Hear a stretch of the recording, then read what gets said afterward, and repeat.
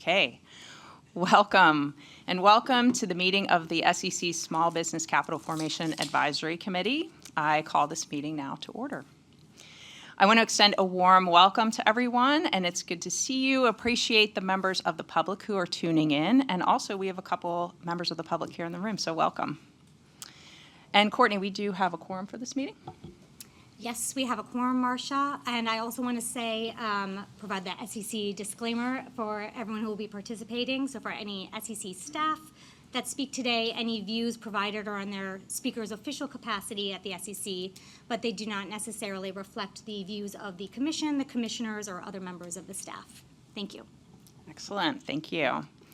So our meetings frequently focus on expanding access to early stage capital raising, and today's meeting is no exception. In the last meeting, we took a careful look at Reg A, and following some very informative and engaging presentations, both from the SEC's Office of Small Business Policy in the Division of Corp Fin and a private practice attorney familiar with the space, there was a robust discussion among the committee members debating the challenges and advantages of Reg A. And it is clear that we were on the cusp of potential recommendations, but we didn't want to rush that conversation. So this morning we will pick up where we left off with Reg A and finalize discussions of potential regulatory changes that could be undertaken to facilitate more capital formation pursuant to Reg A, including ways to build a more robust secondary trading market for Reg A investors. That will then lead us into the topic of finders, which often comes up in early stage capital raising circles, and it's sometimes treated as a taboo word. Finders, by definition, are basically individuals who help startups connect with potential investors, often filling a critical gap for founders who lack access to capital. However, the issue is that they aren't registered broker-dealers, which creates some legal gray areas under federal security laws. So despite regulatory uncertainty, finders are out there, especially those helping first-time and underrepresented founders who lack strong investor networks. And in many cases, the role of the finder is very helpful to these founders. So that said, not all finders have good intentions. So without clear rules, bad actors can operate unchecked. And that's why many in the industry have long called for the SEC to establish a regulatory framework. Bringing finders into the light would reduce risk, create industry norms, and give founders more confidence in who they are working with.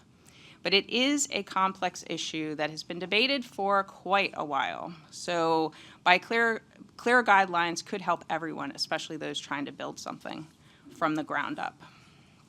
So as we will hear, the SEC's last foray into this space was in 2020, when the Commission proposed but did not finalize a limited conditional exception from broker registration for finders who assist companies with raising capital in private markets for accredited investors. Now, there's no indication that I'm aware of that the SEC intends to do anything further with finders, but nonetheless, this committee and I do think that it is appropriate to raise the topic. So as a preview of what will come today, to facilitate discussion and deepen the committee's understanding of finders and provide historical regulatory context, members will hear from the SEC staff in the Division of Trading and Markets, who will provide an overview of the SEC's 2020 proposal and share certain feedbacks from commenters. From there, the committee will have the opportunity to learn more in the role of finders and possible regulatory solutions from industry practitioners. And as part of the discussion, the committee will explore potential principles, frameworks, and conditions that could permit certain finders to engage in limited capital raising activities. So this is a big topic, and I know I'm excited to talk about it, and I also have a lot of questions once we start to hear from some of these experts. But before that, I am so pleased to have Chairman Atkins and other commissioners with us. So thank you so much for being here. And Chairman Atkins, I would like to start with your remarks. Oh, well, thank you very much, Marcia. It's a pleasure to be here this morning, and good morning to you all who are here present, and also Alf in participating virtually. And I wanted to thank Marcia and obviously the committee members for your being willing to serve in this, I think, a very important role. And this is my first meeting with you all, obviously, so, look forward to working together here in the future. And also, I should say thank you to Stacy Bowers and her team in the Office of Small Business Advocate. I think that's obviously a very important role as well. So glad that Congress thought about putting that together. So today, just to cover some topics, let me begin, for all the dedication that you all are showing in being a member here.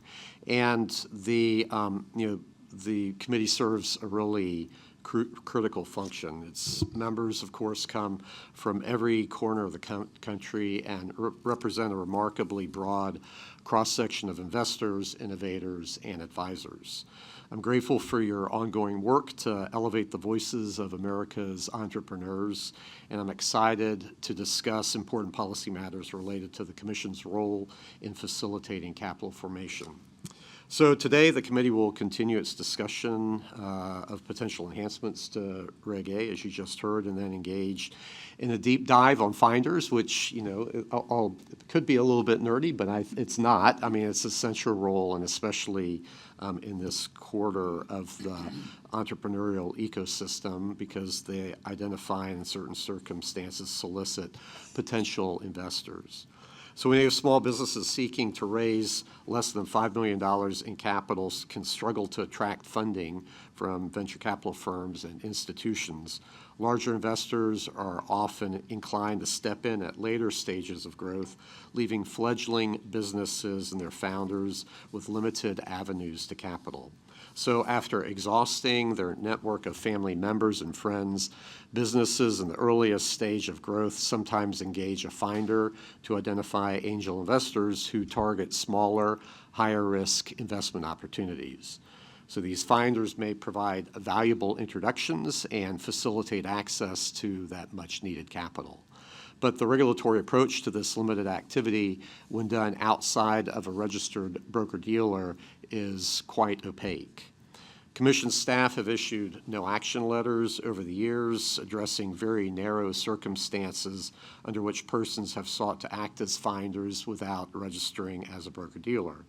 Gray areas certainly do remain, and a lack of regulatory certainty can deter conscientious participants from helping small businesses to secure financing at a formative stage. So understandably, many have called on the SEC to provide greater clarity over the years. In 2017, the Treasury Department recommended that the SEC work with the Financial Industry Regulatory Authority and the states to formulate a new regulatory structure. The SEC proposed an exemptive order with a request for comment in October 2020, but since has taken no further action. And the legal gray area that lingers can deprive small businesses of essential resources at a time when 33% of them launch with less than $5,000 in funding, and nearly 40% fail due to lack of capital. What's more, when regulatory uncertainty stands in the way of investment, it's not just capital that dries up, but jobs and ingenuity. Small businesses employ nearly half of America's workforce and represent an equal share of our gross domestic product. They create almost 2 out of 3 new jobs. And they exemplify a spirit of dynamism that has made America a place where a single idea sparked in a garage or a storefront can scale into something very extraordinary.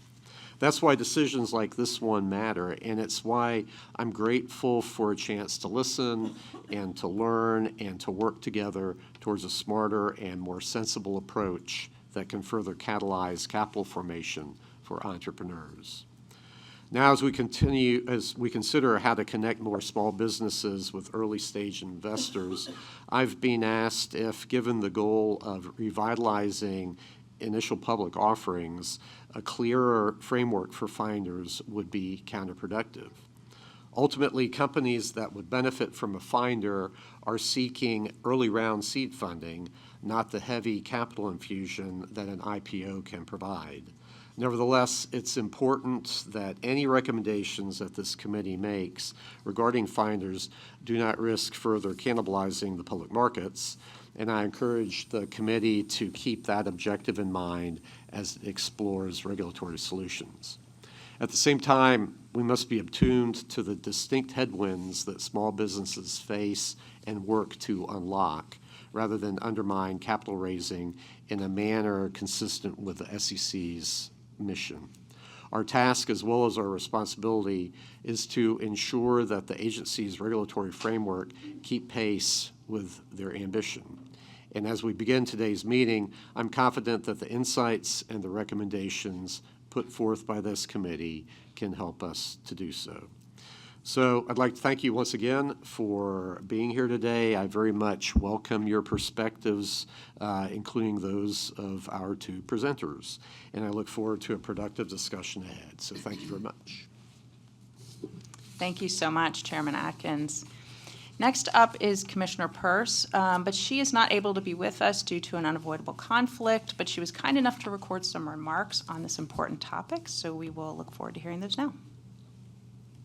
Thank you to the committee members for your continued service, and thank you to today's speakers. In this morning's follow-up discussion on Reg A, please continue to provide your candid views about what changes could make Regulation A a more effective capital raising tool.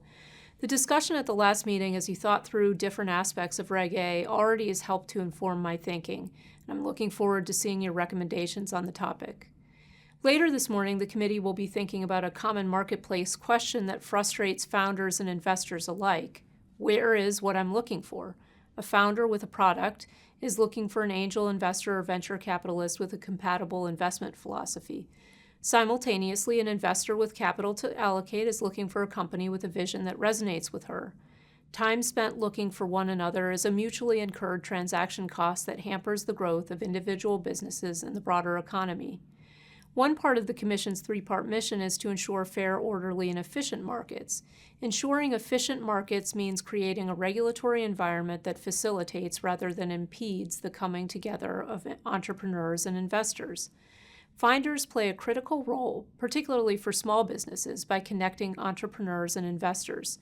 Finders often are engaged just as much in social behavior as they are in economic behavior.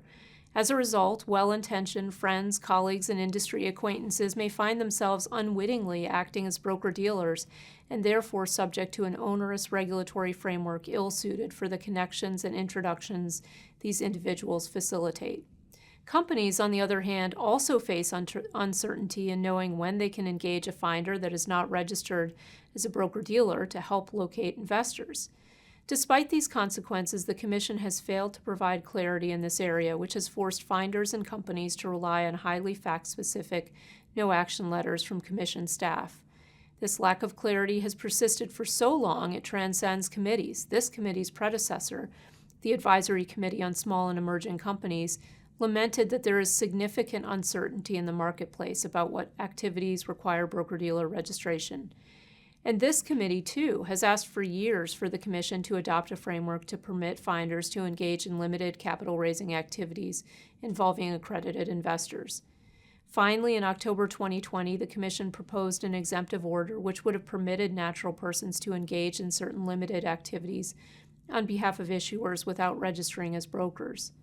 A month later, this committee provided helpful feedback. Commenters caused me to question the proposed approach, which involved two tiers of finders, as one commenter explained with respect to proposed Tier 1 finders, limiting them to one transaction annually and prohibiting them from having any contact with an investor makes the category virtually useless.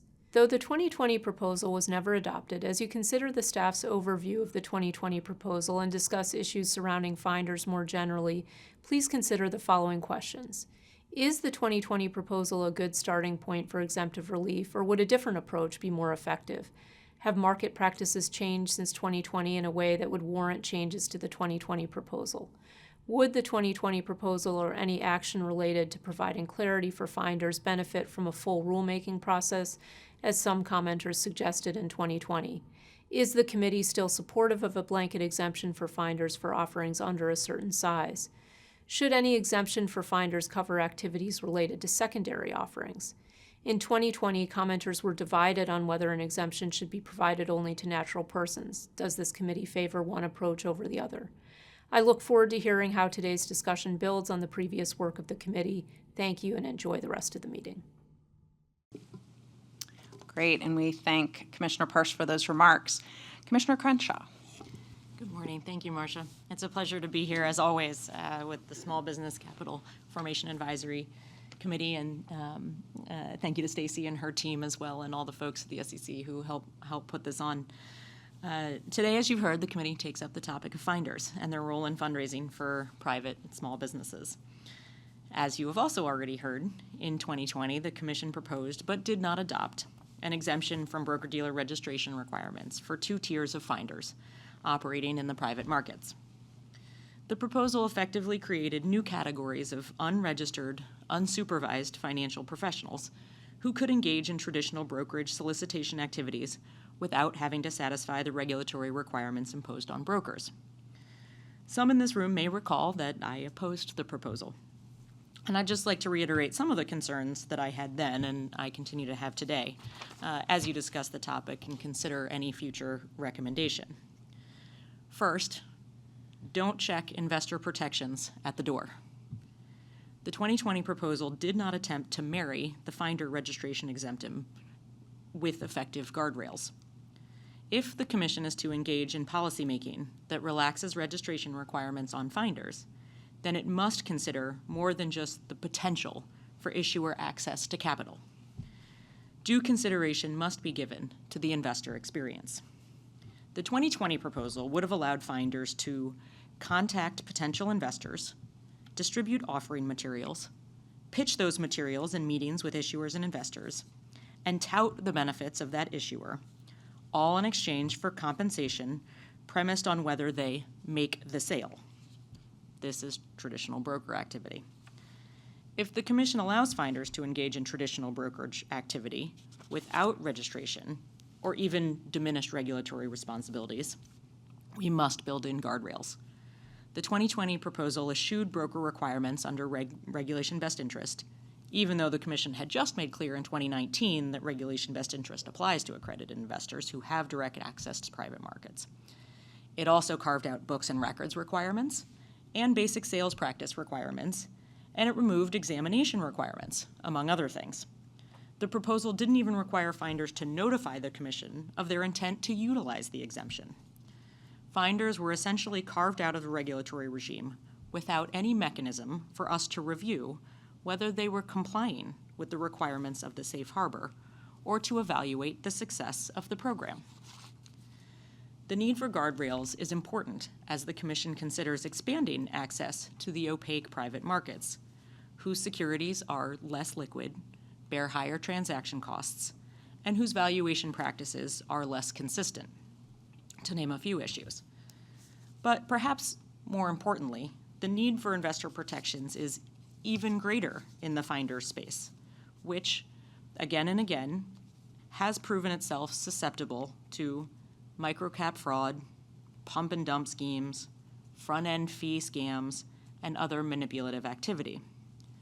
Indeed, industry experts have noted that the enforcement actions and litigations exposing finder-related fraud likely represent only the tip of the iceberg. So while they certainly do have uses, and we've talked about those and heard those today and can be important, this also cannot be an unprotected space. Further, any effort to limit oversight to anti-fraud provisions, as was done in 2020, would be a mistake. We cannot strip ourselves of the tools required to detect fraud in the first place, such as the right to examine books and records requirements. Without these protections, I fear fraud will either go undiscovered or only exposed when investor funds are too far gone to be recovered. Second, any commission in this arena should be done through notice and comment rulemaking, including an economic analysis that explores the impact that any proposal will have on efficiency, competition, and capital formation based on empirical data. It should also include a fulsome historical perspective on the success and usefulness of finders to date. Empirical, data-driven analysis will allow for more nuanced policymaking that, to my first point, allows us to better tailor any potential expansion in finder activity with appropriately calibrated investor and market protections. Third, and relatedly, the data we look at as part of any rulemaking should reflect the difference between mere capital raising and actual capital formation. As I was refreshing myself on the 2020 proposal, I was reminded of something that former Commissioner Luis Aguilar said about capital formation, which is, of course, one of the pillars of our mission. Capital formation, he said, is much more than just capital raising. By itself, selling a bond or a share of stock doesn't add a thing to the real economy, no matter how quickly or cheaply you do it. True capital formation requires that the capital raised be invested in productive assets, like a factory, store, or new technology, or otherwise used to make a business more productive. The more productive those assets are, the greater the capital formation from the investment, and importantly, the more jobs created. I hope you keep this in mind as you think through capital formation today. Will relaxing the regulations around finders, in fact, ease burdens of true, meaningful capital formation? Thank you in advance for your always thoughtful deliberation, and I look forward to all the insights. Thank you so much, Commissioner Krenshaw. Next up is Commissioner Ueda, and he is also not able to be with us due to an unavoidable conflict, but we will hear remarks from him now. Good morning to the members of the Advisory Committee and to the public viewing in person and online. I regret that I cannot join you in person at this meeting because we'll be discussing two topics, Regulation A and finders, that are near and dear to small issuers and their ability to obtain capital. I appreciate the committee's continued efforts to examine ways to increase the use of Regulation A. In overseeing the capital markets, the Commission consider that regulation ought to be a continuum where the regulatory burden increases relative to the overall impact of the offerings. Unfortunately, today there are effectively only two approaches: either raise capital under Regulation D or register as a public offering. As the Advocate's report demonstrates, the use of alternatives other than these two approaches pales in comparison. With respect to Regulation A, the current regulatory framework adversely impacts secondary market liquidity. This significantly decreases the attractiveness of investing in a Regulation A offering. Why would an investor participate in a primary offering if he or she does not have an easy ability to eventually resell the securities in a secondary transaction? This framework creates a Hotel California situation where a person can invest capital in a company anytime but never exit. Requiring the registration of secondary sales from multiple state securities regulators under blue sky laws increases costs and adds complexity to a framework intended to be for small businesses. And it is not clear whether having multiple layers of review adds any additional investor protection. As such, we should be thinking of ways to promote secondary market liquidity rather than maintaining structures that restrict it. Making Regulation A offerings more attractive to investors will improve the ability of small businesses to raise capital. Vibrant markets benefit all participants. Retail investors may benefit from the opportunity to diversify their portfolios by investing in smaller companies for which Regulation A was intended. Exposure to smaller companies may provide differing return characteristics than larger companies. Thus, a better Regulation A framework increases opportunities for all market participants, whether they are seeking or contributing capital. Turning to the second topic of the day, finders, a topic that has been long near the top of recommendations from the Small Business Forum of the SEC for many years. Mechanisms for matching users of capital with providers of capital are not as obvious as one might assume, especially for persons seeking to raise relatively modest amounts. In 2020, the Commission attempted to address this issue. The Commission observed that, quote, small businesses frequently encounter challenges connecting with investors in the exempt market, particularly in regions that lack robust capital raising networks, unquote. Finders could be helpful in bridging the gap between capital raises that are too low to attract venture capital funds or broker-dealers, but above the amounts that can be raised through friends and family. This is particularly true in regions that may not have extensive venture capital or angel financing networks. Increasing capital formation opportunities would be beneficial to founders and investors alike and can foster economic growth and job creation. Let's be clear, any activity, whether in the form of an exemption or a dramatically scaled down regulatory structure, remains subject to the anti-fraud provisions of the securities laws. But a person who merely provides a name and contact information to a company seeking capital in exchange for modest transaction-based compensation does not need to be regulated in the same manner as the largest Wall Street brokerage firms. Finders should be subject to an appropriately tailored set of guardrails that reflect their limited involvement in smaller-scale private capital market activities. The 2020 proposal included a number of exemptive conditions. Perhaps there are others that should be considered. The objective is to minimize burdens on legitimate intermediaries while decreasing the likelihood that illegitimate actors will engage in bad acts. As then Commissioner Stephen J. Friedman observed 45 years ago, quote, all regulation, deregulation decisions involve a trade-off between the abuse prevention of a prophylactic rule and the rule's interference with the activities of non-abusers, unquote. In this instance, any framework should open doors to finders who serve as legitimate conduits for investment information flows without imposing disproportionately draconian broker-dealer regulatory standards. I look forward to reviewing the committee's recommendations. Congratulations, Marcia, on taking over as the chair of this committee, and to the other committee members who are assuming their new leadership roles.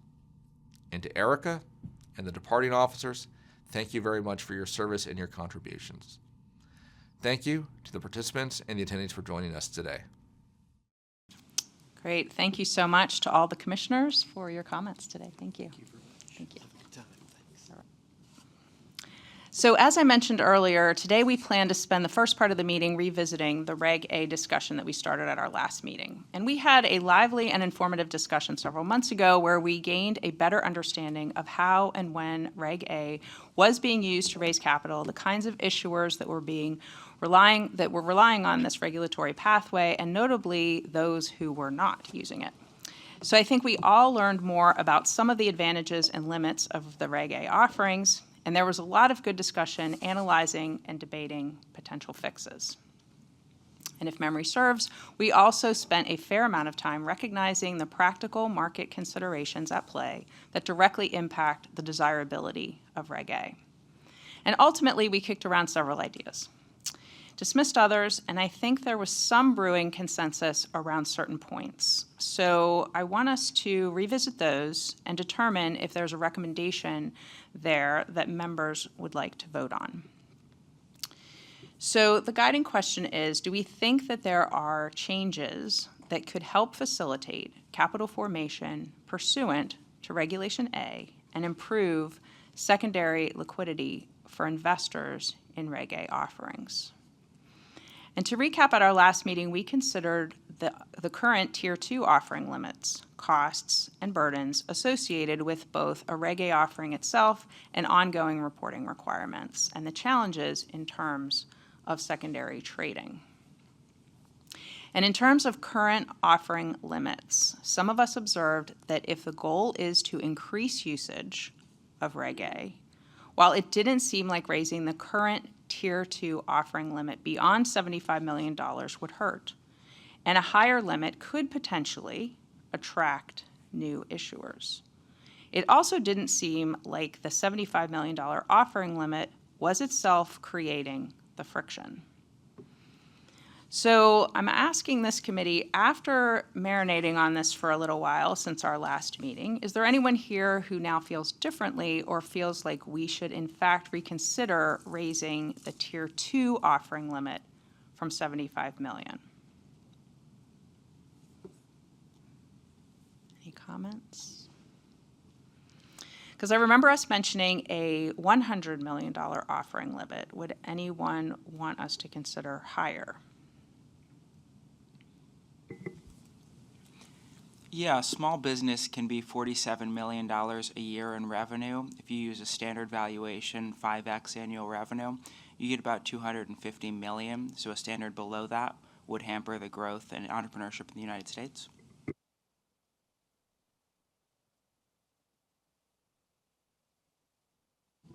From the speakers from the last time, I think the general consensus was that the offering limitations were not what was causing people to avoid Reg A. However, there was some discussion that there may be a marginal class that's out there trying to raise between 75 and 150 million, because the S1, the regular IPO path, is probably still a little bit north of that. So just looking back from the transcript from the last meeting, there was some discussion as to whether or not, although it's probably not the most important thing in Reg A, whether or not we nonetheless wanted to, or did we have any recommendations about raising the limit or considering raising the limits? Not because that was the key limiting factor of Reg A, but that there may still be a little bit of a gap between the mini IPO and the full IPO.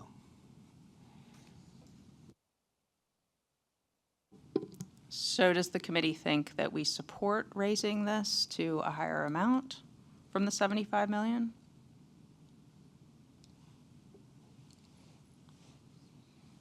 See one nod. And what would that dollar amount be? Are we talking about raising it to 100 or? Yeah, I mean, I think Bart summarized it well. I don't think that's the main thing holding back Reg A right now, but I don't see any reason why we wouldn't consider an incremental increase to 100 million.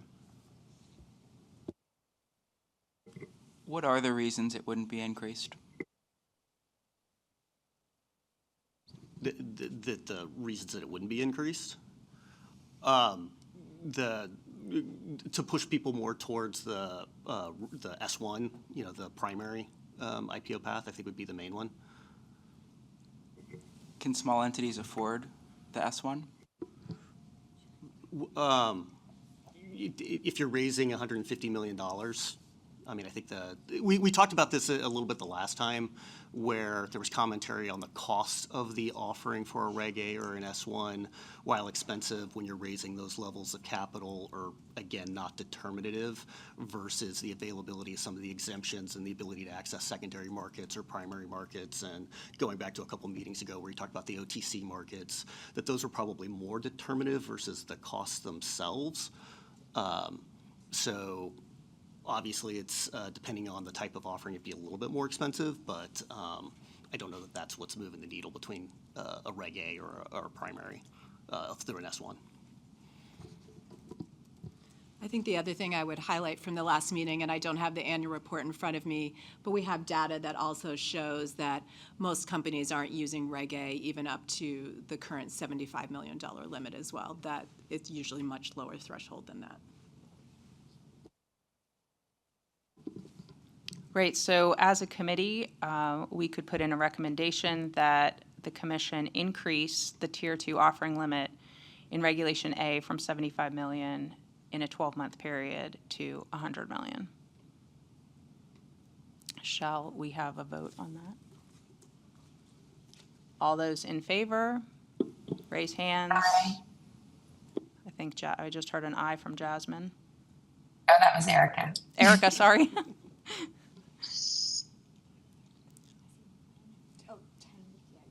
Okay.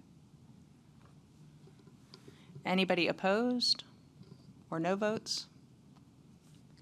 Any comments on that, Aaron? I mean, just kind of echoing what everyone's saying. I don't think that the investors we're not using the Reg A up to the full amount, so I don't see the benefit in proposing that. Nothing more than that, other than to say, I don't know the upside.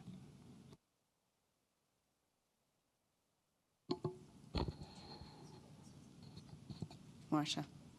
Yes. Wendy. So I said yes, basically because I don't see a big difference between 75 and 100. But one of the commissioners did mention that we need to have some data behind what we're proposing. And so I think from what I'm hearing in the room, that's probably what we need to back it up.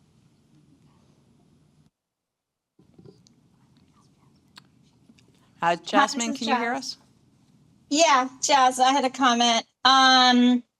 Yeah, I support raising it to 100. I do think that we would need more data, but I think we could, as far as the recommendations go, put some kind of recommendation for the commission to, gather data maybe, or consider raising it based on data. I mean, this is the kind of thing, they would examine their report or proposed rule and solicit comment. So I think the 100 to 250 does seem like a big jump, but it might make sense. It just depends, I think, on what, findings are. So we're talking about 75 to 100. 75 Yeah. million to Right, $100 right. million. But earlier we had talked about potentially, so I guess I was speaking to whether it made sense to kind of go to the 100, but also say, maybe we want to consider, maybe the commission should consider raising it, but we think they should at least go to 100. That would be a way to kind of set a minimum. Yeah, and I think, sorry, I'm not sure who pointed it out, but if we were, for example, going to consider small businesses as those which have a total market cap of 250 million or below, based on a 5 times revenue multiple, it's unlikely that such a business would necessarily need to raise more than $100 million at that size. So it does seem a more appropriate figure, but also some leeway is given in increasing it to potentially make it more attractive to certain issuers. I'm the one who proposed that. I'm Robert Bowen. I'm the U.S. National Ombudsman. I'm in charge of overseeing all federal regulatory enforcement. We actually do see a tremendous number of companies in the early, low $100 million, $200 million range that are raising or hoping to raise a lot of capital for machinery-intensive equipment, whether that's upgrading to CNC, whether that's building out a factory in the U.S., onshoring, or adding additional locations. So that actually is very common in the United States, and that uses the SBA Office of Advocacy data on what constitutes a small entity that is accepted by all federal agencies. So are you proposing then that it'd be even higher than 100 million? Yes.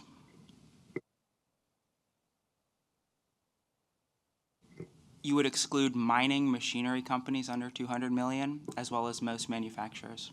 And what dollar amount are you considering based on your knowledge? 225. 220. Any specific reason for 225 as opposed to 200 or 250? Just curious. As I mentioned, you'd be over 200 if you use the $47 million cap for annual receipts of a small entity, which was studied by the SBA Office of Advocacy and is currently in force across all federal agencies. If you go between 200 and 250, 225 would provide enough along the bell curve to get most companies, and it would still allow the larger companies to use S1. All right. Bart, any thoughts? I would just love, since this seems like a subject that you're very knowledgeable on, if you could just help us understand why the other pathways would not be economically efficient or suitable for those businesses raising that size. Sure.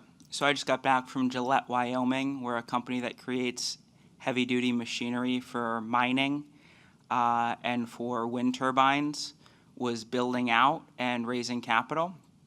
When people think, wow, they're raising over $200 million, there must be a cushion in there. What they're not thinking is these pieces of equipment cost tens, 20s, sometimes over $100 million to build, to operate. You look at the labor costs and training people to use this machinery, they don't have that same level of room that one would imagine if you look at this coffee shop trying to raise 200 million. It goes by Yeah, I'm so sorry. I hate to interrupt, but I mean why the current pathway of raising is not economically efficient, not their specific business model, because I think one of the things that we were analyzing is what is sort of the annual cost of the more traditional pathways versus the size of the raise. So I'm trying to understand why they wouldn't be able to support the cost of the more traditional fundraising pathways. I don't understand your comment. On a $250 million raise. The annual cost, are companies IPOing every year? Yeah, just saying that they wouldn't be able to support I guess, the different regulatory burden that is placed on the larger fundraisers as they exist. As I just mentioned, they're raising large amount of capital to accommodate for larger, more expensive upgrades to their technology and to build out a greater workforce. So you're basically saying that you see companies often who would like to use Reg A, and that limit is really holding them back. I don't think it's being used up to limit because the limit is so low currently. It's not appealing and it doesn't catch enough people for compliance costs to decrease.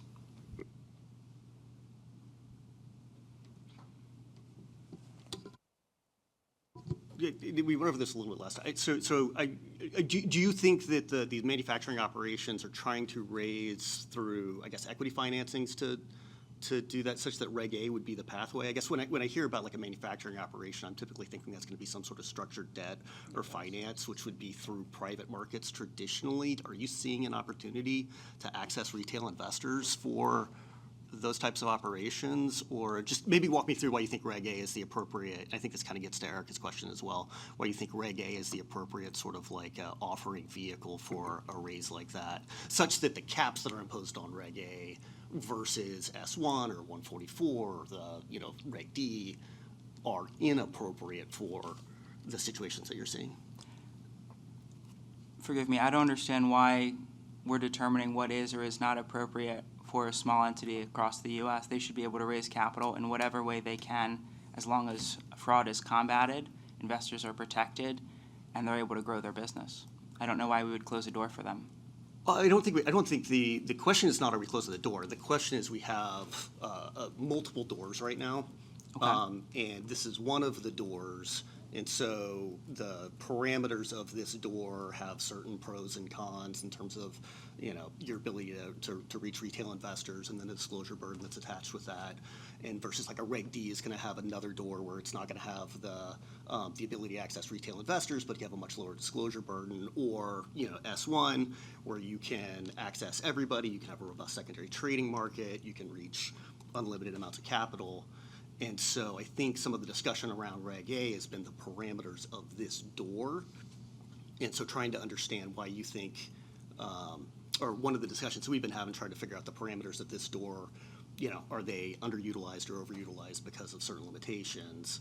And so I think, in specifically this question is the offering size limitation to it. Has that been one of the limitations? And so just trying to sort of like understand that in the specific context that you're talking about. When we look at economically disadvantaged regions, they would not have the same access to capital as someone in a larger city, and I feel it's appropriate to open all doors for them, and it strikes me as paternalistic to say something is or is not appropriate for them to use in the best interest of their small entity, whether that's something they founded, whether that's a family business that's growing. If you're operating in the U.S., you're trying to get bigger, trying to create jobs, trying to help people in your community, I don't think we should be saying, well, then you should look at something that's more expensive. You should look at something that will require you to bring on more people with higher compliance penalties. That doesn't strike me as appropriate. No, I was going to say, some time ago, and several sessions ago, we talked about the idea of democratizing the capital marketplace. And I think that was something that was a common point of unity amongst the committee, that we all sought to kind of help more capital inflow across the board, and more people to be able to participate both as recipients of that capital as well as allocators of that capital, and that we wanted the marketplace to benefit from that upside. And then also, in complement, and I appreciate your point about condescension and paternalism, there was also, I think, a fairly united kind of ethos, I think, that everyone shared, that we wanted to kind of assume up the prospective investors across the country. And if investors or citizens, consumers were able to do credit cards and take home loans and do a number of things, gambling, that buy lotto tickets, that they should also be able to invest, and that we should assume that people will take the proper precaution. Again, we've all talked about looking at the system and the kind of framework for that to ensure that that's in place. But I actually I think that's right, that ultimately each of these kind of doors, it's philosophically, I think, the point is how do we kind of make each door as robust as possible, as opposed to limit each of them within silos, but maybe how do we expand the breadth of reach of each of the doors so that the most people can participate, and that also that people view those doors as very robust avenues then to seek potential capital and also clearly to invest through.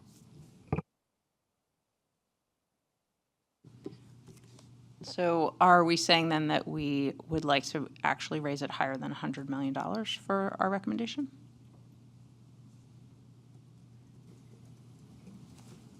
Yes. Or do we need more information? Yes, Yes. okay. And is everyone then comfortable going to 225 million as we just heard argued?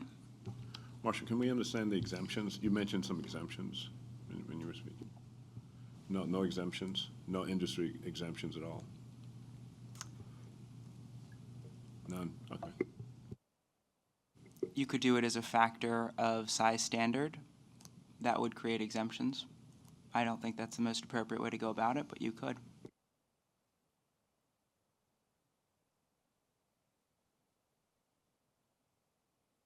Okay, all right. So should we vote then on going up to, from the 75 million to, in a 12-month period, to 225 million? You voting all those in favor?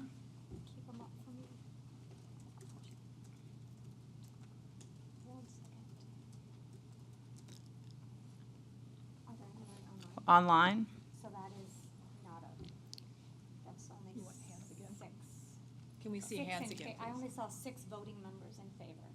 1, 2, 3, 4, 5, 6. You want to ask opposed? Yeah, any of those opposed? Wendy, okay.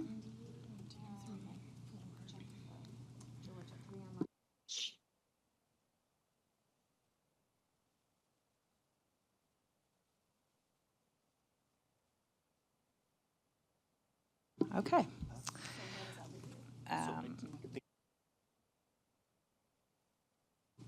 So now we will revisit 125. I feel like we're a little bit in bingo. All those in favor of 125? Wait, I'm sorry, Herbert is a no. Oh, 3, 4, 5, 6. Diego, yes or no? Sorry. 6. No. Okay, 3, 4, 5, 6, 7. 1 on mine. That's 8. That is not a. Oh, Dennis is the 8. And those opposed? Diego is not voting. Okay. Erica is opposed. What was Jasmine? Had her hand up for opposed. 4 opposed. Stacy and Diego not voting.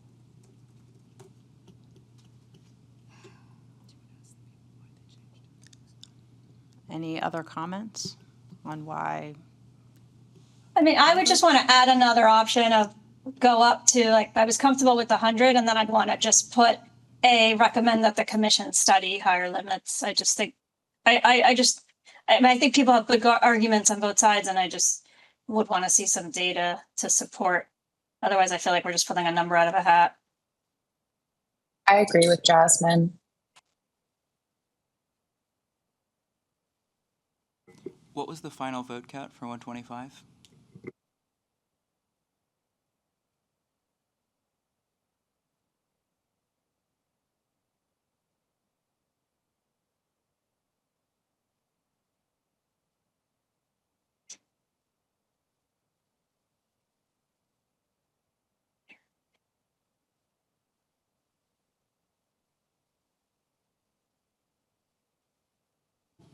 I have a question and a comment. The first question is, you referred earlier to a study when you were talking about the 47 million and how there was a study about higher amounts needed.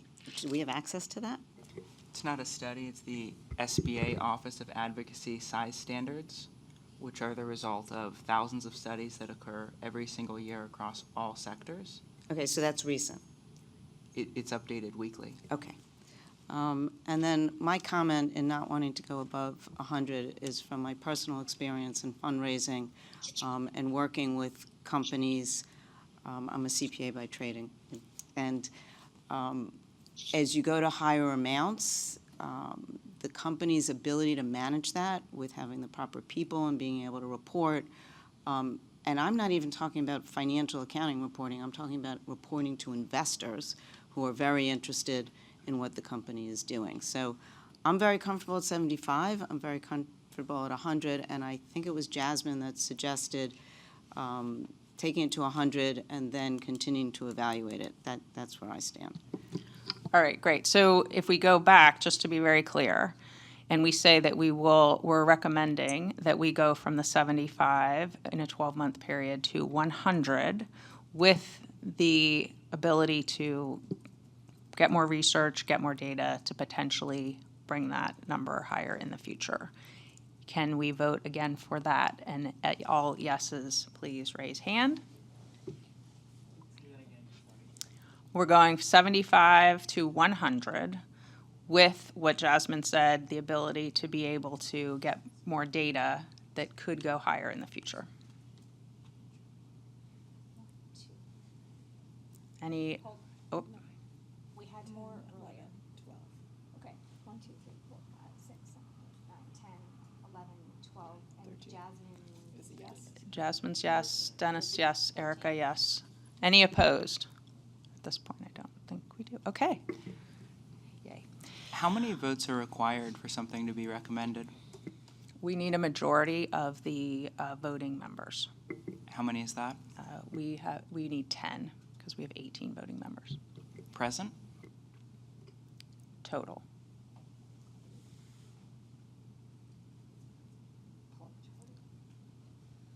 We have 18 voting members. Yeah.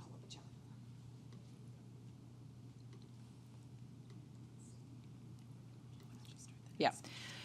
So while Courtney's doing that, we also did talk about ongoing reporting requirements. This topic may be a little easier than the last one. Okay. Based on the transcript of our last meeting, there was some appetite for scaling the Reg A reporting requirements. I think we all were in favor of this.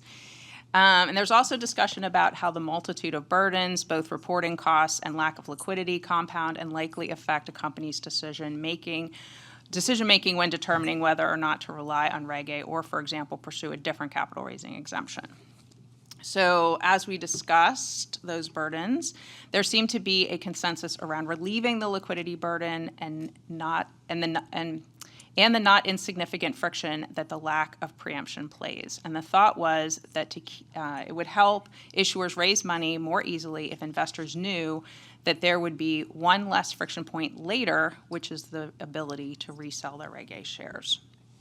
So talking about recommending federal preemption from state regulation for secondary sale by investors of Reg A offerings is something that could move the needle here. So comments and any questions on that for talking about the federal preemption for secondary sale by investors in a Tier 2 offering only, not Tier 1. I think, George, in the last meeting, you made a point about Tier 1 has more limited ongoing reporting, right? Yeah. So, hold please. So clarification from the bylaws. So a vote carries at the meeting. It's a simple majority of the votes cast at a meeting where there is a quorum. So this is a meeting, there is a quorum. What we can do, the total voting members at this meeting, which we just counted was 14. So then a majority of the votes cast is 8. So if we go back where the members voted to raise the Tier 2 limit to 125, that did receive 8. So 125 was a recommendation that got a majority. Okay. As was the 100 plus higher. So I think, are you at 125 flat or 125 with a study for higher? That would be the question for the members to clarify. Bart?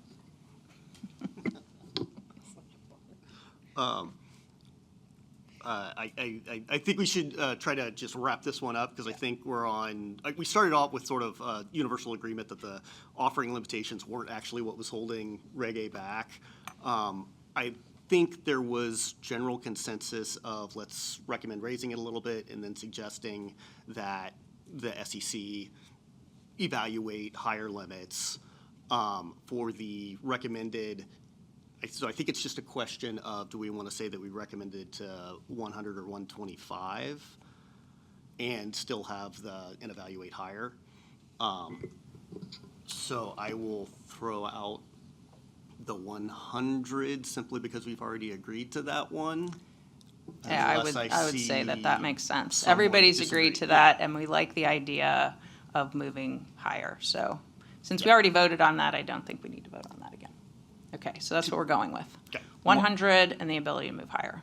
125 was voted, it went forward. Additional votes were cast following that based on confusion regarding the bylaws. 125 did pass as the recommendation.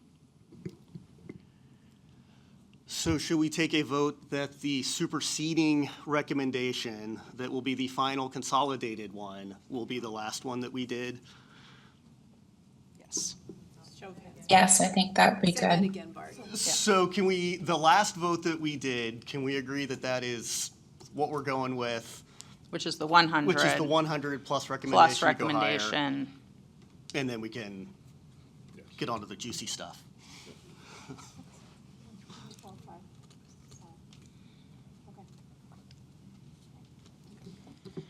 Okay, well, while we're in the voting mood, the committee could recommend federal preemption for state regulation for secondary sales by investors of securities initially sold pursuant to Tier 2 of Regulation A.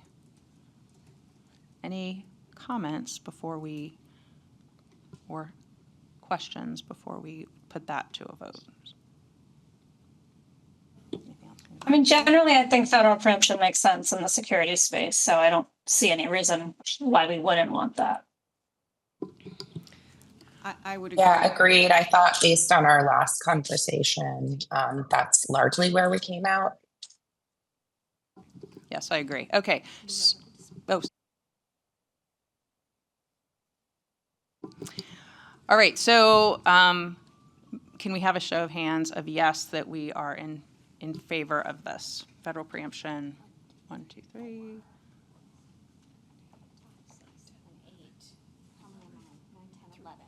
Okay, any opposed? Vincent, were you a raised hand, yes or no? Can you just restate? We're talking about the federal preemption from state regulation for secondary sale by investors of securities sold pursuant of Tier 2 of Regulation A. Okay, all right. Vincent is officially a yes, so that's 12. Oh, Diego. Sorry. We're voting on recommending federal preemption from state regulation for secondary sales by investors of securities initially sold pursuant of Tier 2 of Regulation A. Okay. Excellent. Okay. I think we have now wrapped up Regulation A. Yes? Yes. Excellent. All right. We are going to move on. Look at that. We're just on time. Moving on to finders. So turning to the next topic, this is the topic that I could see us discussing beyond today. So there is a lot of meaty information here, so I want to make sure that we get to unpack all of it and we get to have some pretty robust conversations. So as I noted in my introductory remarks, promoting access to capital for founders who are building businesses outside of prominent entrepreneurial hubs or without robust capital raising networks is near and dear to this committee's heart. So finders may serve a valuable function in helping to be the bridge between the issuer and the capital provider. And while the SEC has not taken action on finders since 2020, Given the change in administration and the attention this topic has continued to receive on the Hill, I think that it would be appropriate to evaluate this issue and really explore the pros and cons. So I would like to introduce and welcome two members of the SEC staff from the Division of Trading and Markets who will provide an overview of the SEC's 2020 proposal and share certain feedback from the commenters. So Geeta Dhingra and Joseph Drummy, welcome. And we look forward to your comments. Thank you. Good morning, and thank you for having us. And I think the disclaimer has been taken care of, so I'll avoid repeating that. We look forward to hearing this discussion on finders. It's an important issue to us. And to kick us off, I'm going to give some background on how we got to the proposed order in 2020, and then turn it over to my colleague Joe to provide a bit more detail on what was proposed and some themes in the comments we received. So as you all know, in October 2020, the Commission proposed a limited conditional finders exemption to provide clarity to investors and issuers and try to establish clear lanes for registered broker activity and limited activity by finders that would preserve investor protections while exempting finders from registration. In the order, the Commission emphasized that its mission includes facilitating capital formation, not just for public companies, but also for small businesses that are active participants in our private markets. We understand small business investors play a critical role in fostering the growth of small companies. The Commission also indicated that it had heard repeatedly that identifying potential investors is one of the most difficult challenges for small businesses, especially where the amount sought is insufficient to attract venture capital or registered broker-dealers. The order indicated that finders could potentially fill that gap. A longstanding issue, though, as many people have brought up, is that the regulatory status of these individuals who identify and solicit potential investors for an issuer and receive compensation for these services. Some have stated that individuals avoid serving as finders because of the regulatory uncertainty regarding whether these individuals could be engaging in unregistered broker activity even when they have a limited role in a capital raise. Likewise, issuers who want to play by the rules may struggle to know in what circumstances they can engage a finder that is not registered as a broker-dealer. And as many of you have stated, as far back as 2005, many have called on the Commission to take action to resolve this uncertainty in this area, including recommendations from various committees. These committees have recommended the Commission address the status of finders, including by exempting them from their registration requirements and by defining permissible activities in which they can engage. We also note there has been proposed legislation in this area. So given this background and the role of intermediaries with respect to capital formation and investor protection, especially for smaller issuers, the Commission stated it was important to address the regulatory status of these individuals, and that led to our proposed finders exemption. So I'll turn it over to Joe now to provide a bit more detail. Thank you, Geeta, and good morning to the members of the committee.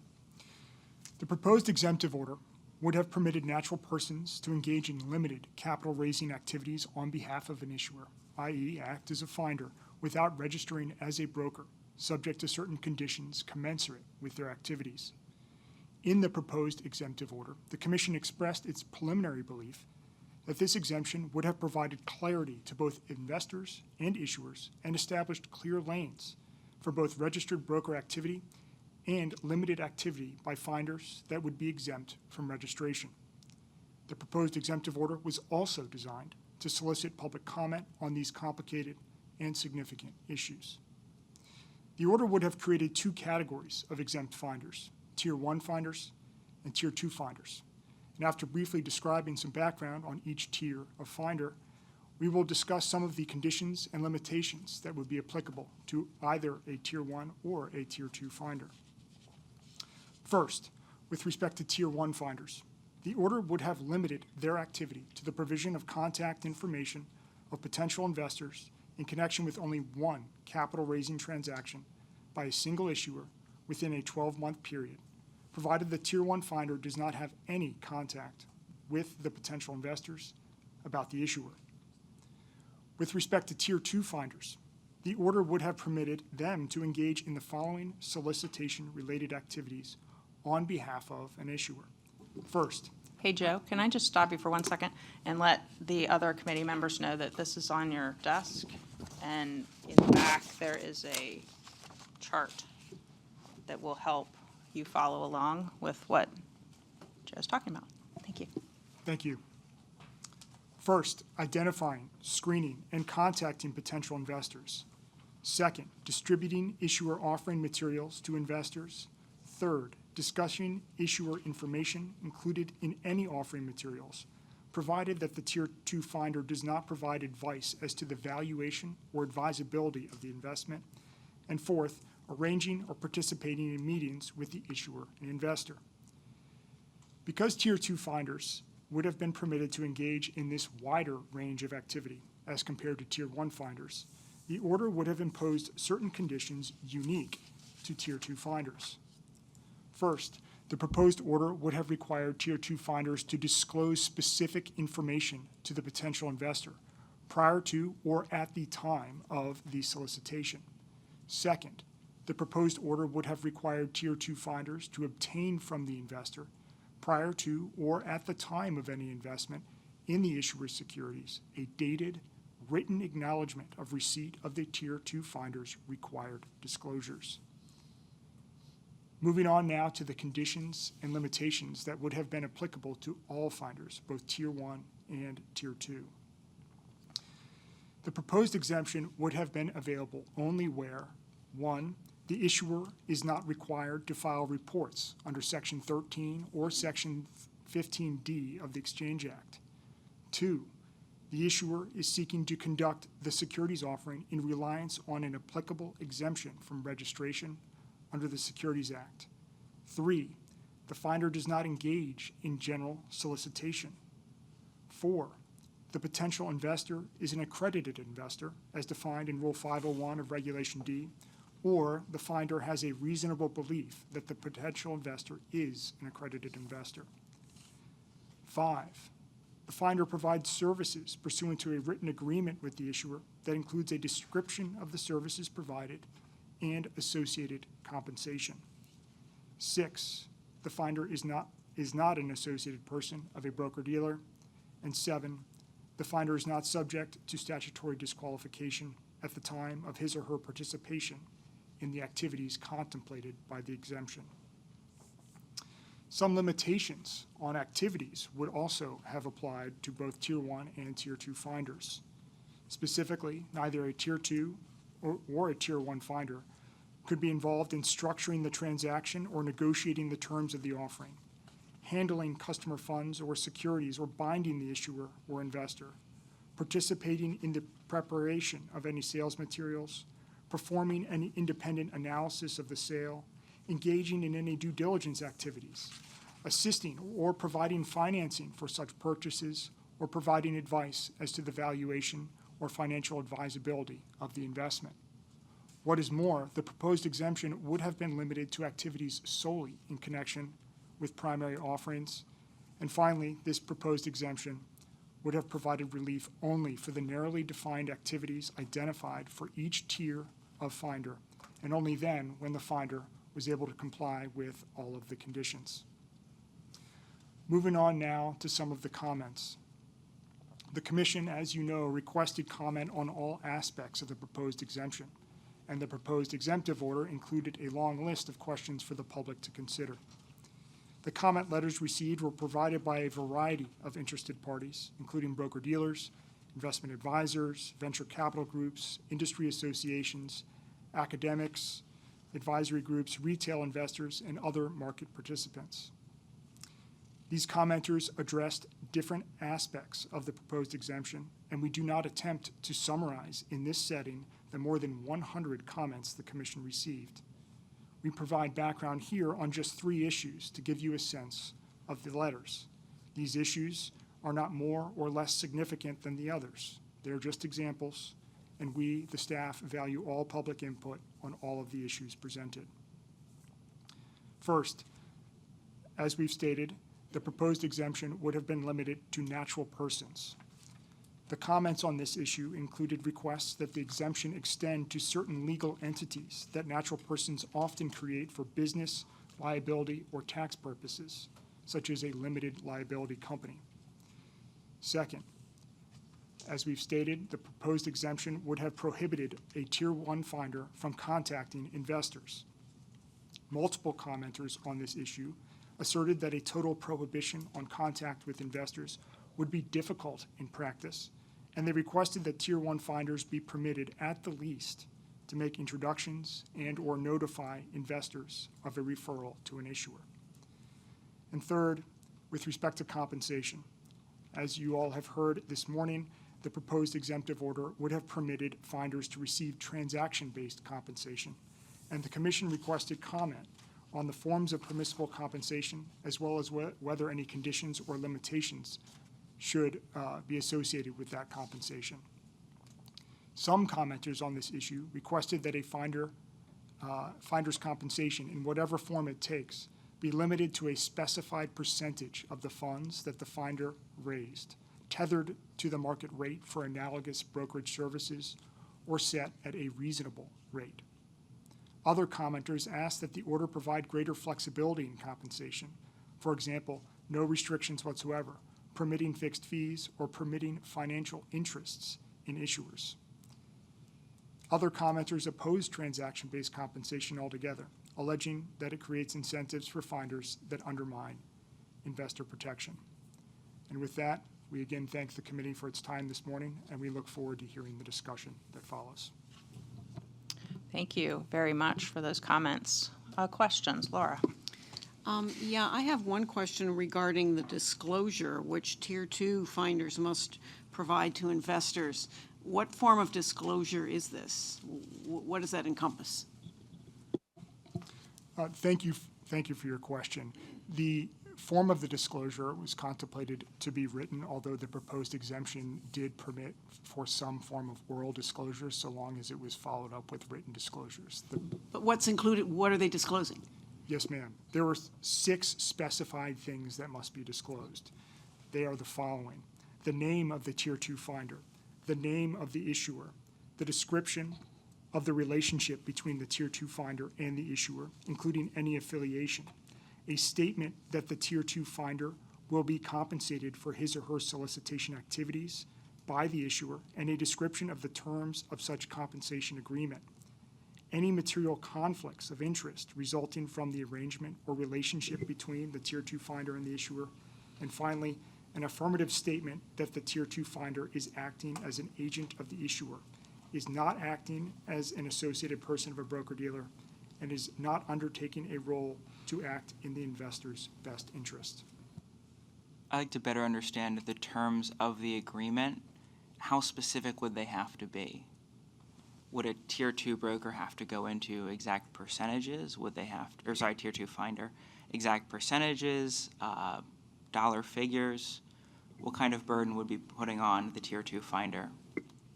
The proposed exemptive order did not include much detail. I think the agreement was just meant to clarify that there was meant to memorialize the terms between the issuer and the finder.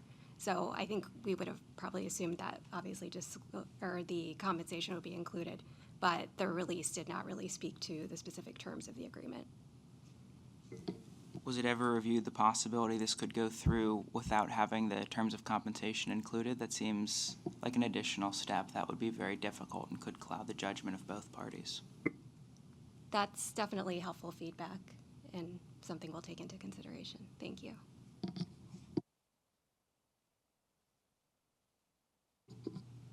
Jennifer? Yeah. I noticed, so the proposed rule, I think that it probably came out prior to the evolution of AI. And so I just wondered if when the term natural person is used, whether there was any thought around kind of like some of the new emerging technology, agentic AI, that has the capability of acting as a finder for various types of funds, and just wondering, because I just happen to know some technology platforms that are working on models where AI can now actively identify investors, but it's not a natural person. And so was there any thought process around using that specific term, natural person. That's a great point. I think, as you mentioned, this order was done before sort of AI became, so it wasn't really contemplated at the time. But again, we welcome your feedback or any comments you have on that issue. Could you elaborate a little bit on the anti-fraud protections for Tier 1 and Tier 2 that were contemplated? Thank you for your question. As the proposed exemptive order emphasized, the anti-fraud protections of the federal security laws would still apply, even if a natural person were to take advantage of this proposed exemption. One point of clarity on that. The anti-fraud provisions, would that apply to the finder or to the issuer? In terms of, like, would the finder be responsible for any of the disclosed information provided by the issuer that they're just passing along? The anti-fraud provisions would apply to both entities, but I think part of the agreement between the issuer and the finder would sort of delineate the responsibilities there.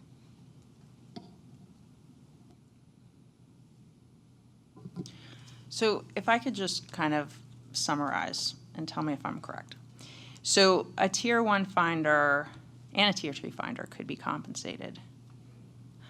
But the difference really is how many times a Tier 2 finder can participate in fundraisers. Is that right? I think there are a number of differences. A Tier 1 finder really is limited to providing the contact information just once, and a Tier 2 finder can engage in more activities, and there are no limits on how often. But then, because of that, they have additional obligations, such as disclosure. Disclosures, got it. Thank you.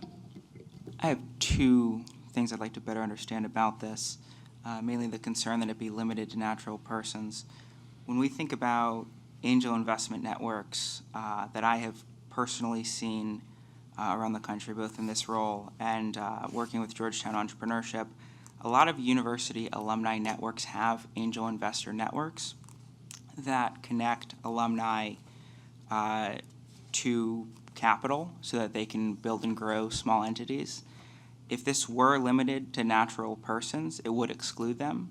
I'd also like to better understand, without this exemption currently in place, could you find that a university would have to register as a broker-dealer for doing so? Because all major universities do that currently.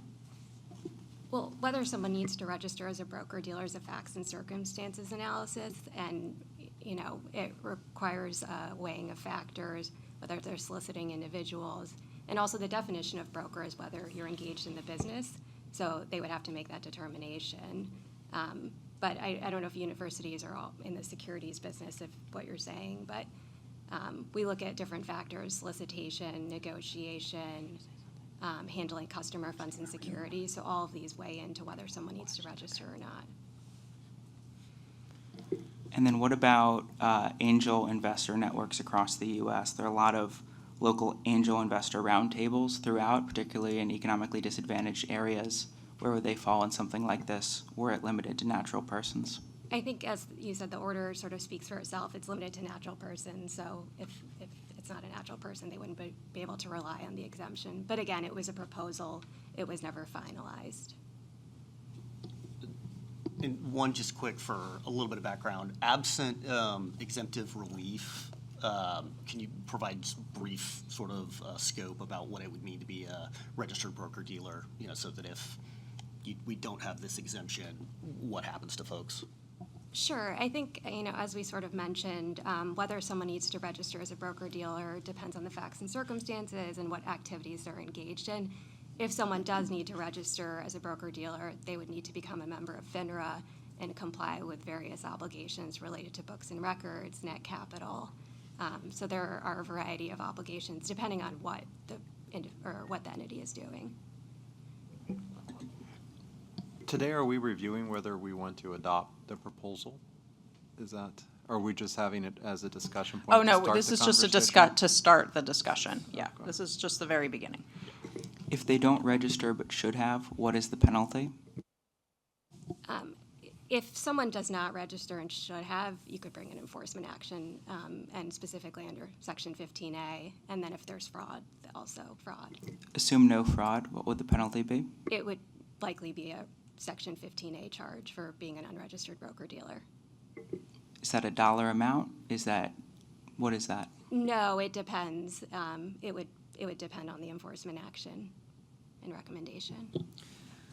But I think I'd like to point out that I think realistically, angel roundtables, groups of angels, university alumni associations that make investments, those groups of investors are really that. They're really investors. And investors can work together to identify investment targets.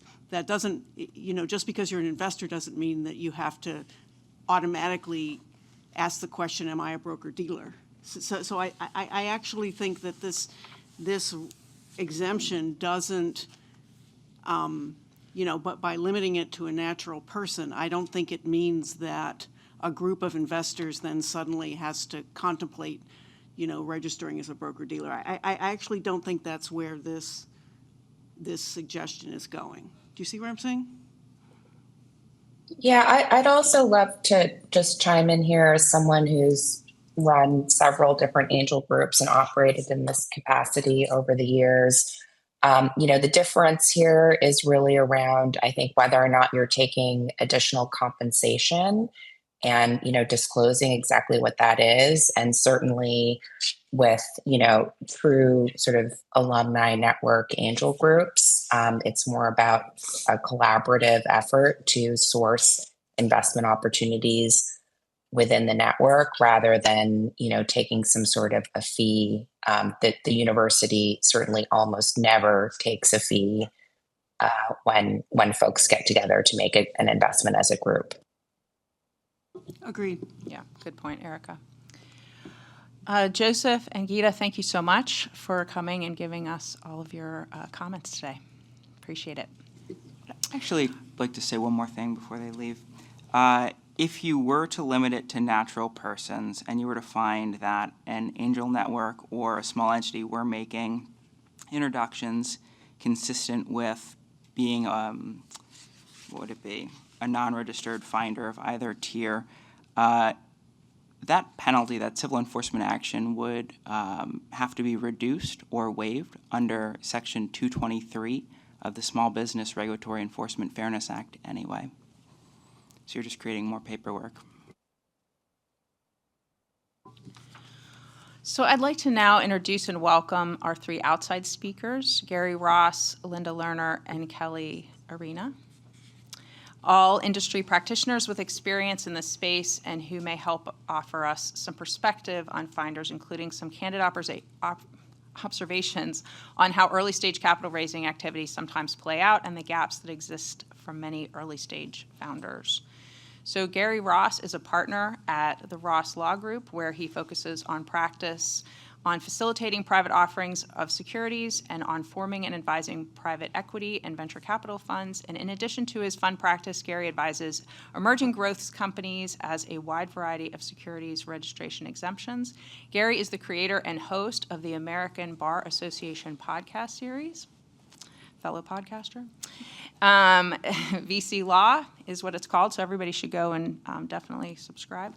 And he is also active on the business law section of the ABA. And in fact, Gary is also a current chair of the ABA's small business issuer section.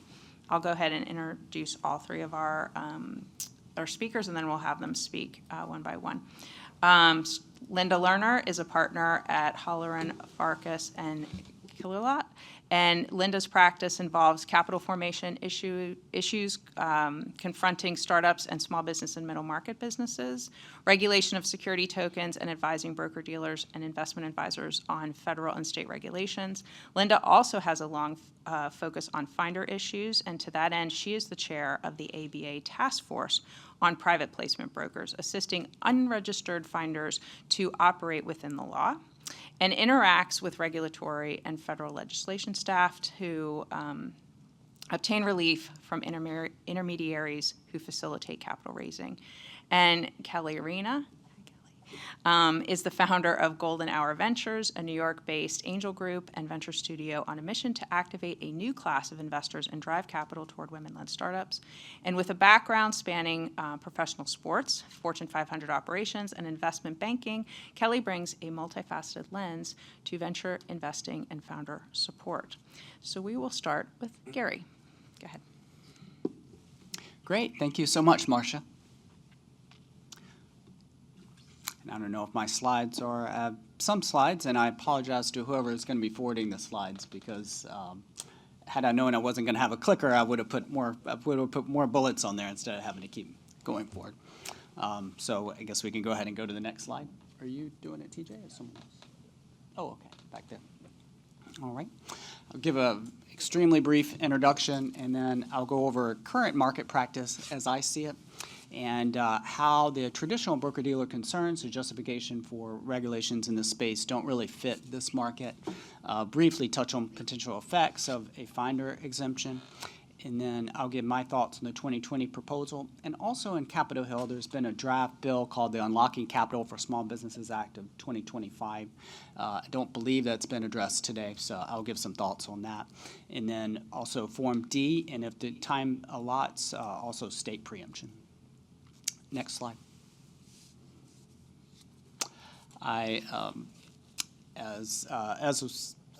As was said, I founded Ross Law Group 12 years ago. I had some time in big law and the federal government. I started with 0 clients. So to build up a client base, I went to all the startup events that I could. 3 to 5 times a week, I was at startup events just about everywhere in New York, Washington, D.C., San Francisco. And I met a ton of finders. They're all over the space. Founders who are building their company, they don't have the time to go to 5 events a week, but the finders do, because really that's their job. So they were just all over the place. Kelly can probably talk more about or is a better person to talk about the role of finders in the space, but I would just say that they're ubiquitous. They're all over. But when they want to be compensated, it's obviously an issue because they're not allowed to have transaction-based compensation. And many times throughout my 20-year career, and as recently as just a couple weeks ago, I'll be handed a finder's fee agreement and said, hey, can you mark that up? Can you comment on that? And I have to say, well, the whole premise is invalid. You can't give it a transaction-based compensation. You can't have a commission. So, and then we go back and forth. And these are what I see as the current workarounds that people use in this space. The first one is flat fee. I'll tell people, hey, you can have a flat fee, but you can't have it. It can't be based on the size of the investment. And the first thing they do is come back and say, okay, well, it's going to be $50,000 is the, or maybe that's too high, but they'll come back and the flat fee that they want is exactly 5% of the proposed investment. And I'll say, well, you can't do that either. So we go back and forth, and we come up with some flat fee that's not tight, that doesn't mirror exactly some percentage of the investment. And we also say that there's various services, like there's consulting services, advising services, and all of that. But I really feel it's really just a smokescreen for what is happening. It's a finder who's trying to get compensation based on the size of the investment that they're bringing to the company. That's really what's happening. The next thing that happens, I mean, a lot of times when I'm handed a finder's fee agreement for a commission and I say I can't do that, oftentimes the parties just disappear and, they don't want me involved anymore because I'm going to tell them it's not legal and they'll just sign the agreement and that'll be that. Or if they don't have an agreement, they'll find a finder's fee agreement on the internet or through ChatGPT or whatnot. And one thing that's really come on in the last few years is special purpose vehicles. So finders will form a special purpose vehicle, an LLC, and there'll only be 1 or 2 investors. And the entire reason that they're forming a special purpose vehicle is so they can get compensation as a management fee. And a lot of times the management fee is paid up front, and it'll be 5%. It'll be the size of a standard broker commission, or it'll be like 2.5% for the first 2 years and then waived after that. So it equals 5%. And there are perfectly legitimate reasons for SPVs in the early stage space. One is if it's a group of people coming together to meet a minimum investment threshold. If you have to have, $1 million and you have 5 people who want to put in $200,000, then that's fine. But there's a lot of SPVs that are there just so the manager can have a finder's fee. Next slide. The traditional broker-dealer concerns don't really fit the early stage market. We don't really have the boiler rooms that we have in the traditional broker-dealers. We're all familiar with Wolf of Wall Street, right? Wolf of Wall Street, I think it was Leonardo DiCaprio was looking at a picture of a wooden shed, dilapidated wooden shed, and he was telling the investors, he was saying, this company has great potential.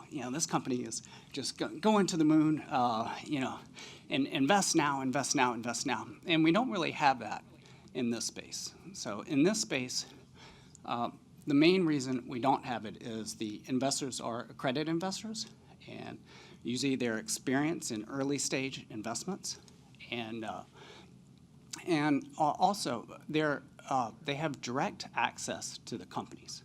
They have direct access to the founders. They can look at, they can visit the company. Sometimes when I've passed along names, they have visited the company in person and they've checked it out. Whereas in the Wolf of Wall Street situation, we don't really have that. That is where a broker is applying pressure to someone to invest, and we don't really have that in this space. I view it as more like recruiters. So a recruiter will put an employer and a potential candidate in touch, and then they will talk several times and they'll decide if there's a fit. So I view finders really more like that rather than the high pressure, fast talking brokers that was really the reason for broker-dealer concerns in the first place. Next slide.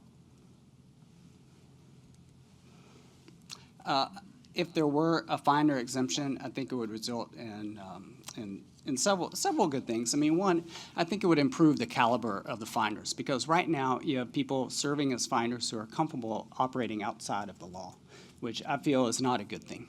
And there are a lot of good people who would serve as finders if this was all brought above board and there was a streamlined compensation system, instead of the things I talked about a couple of slides ago, having to do these workarounds just so somebody can get transaction-based compensation. I appreciate Commissioner Crenshaw's focus on investor protection. I do feel, though, that there would likely be no increase in fraud, because I think that there would be a lot more disclosure, which I'll talk about here in a minute when I get to the Form D slide. Next slide.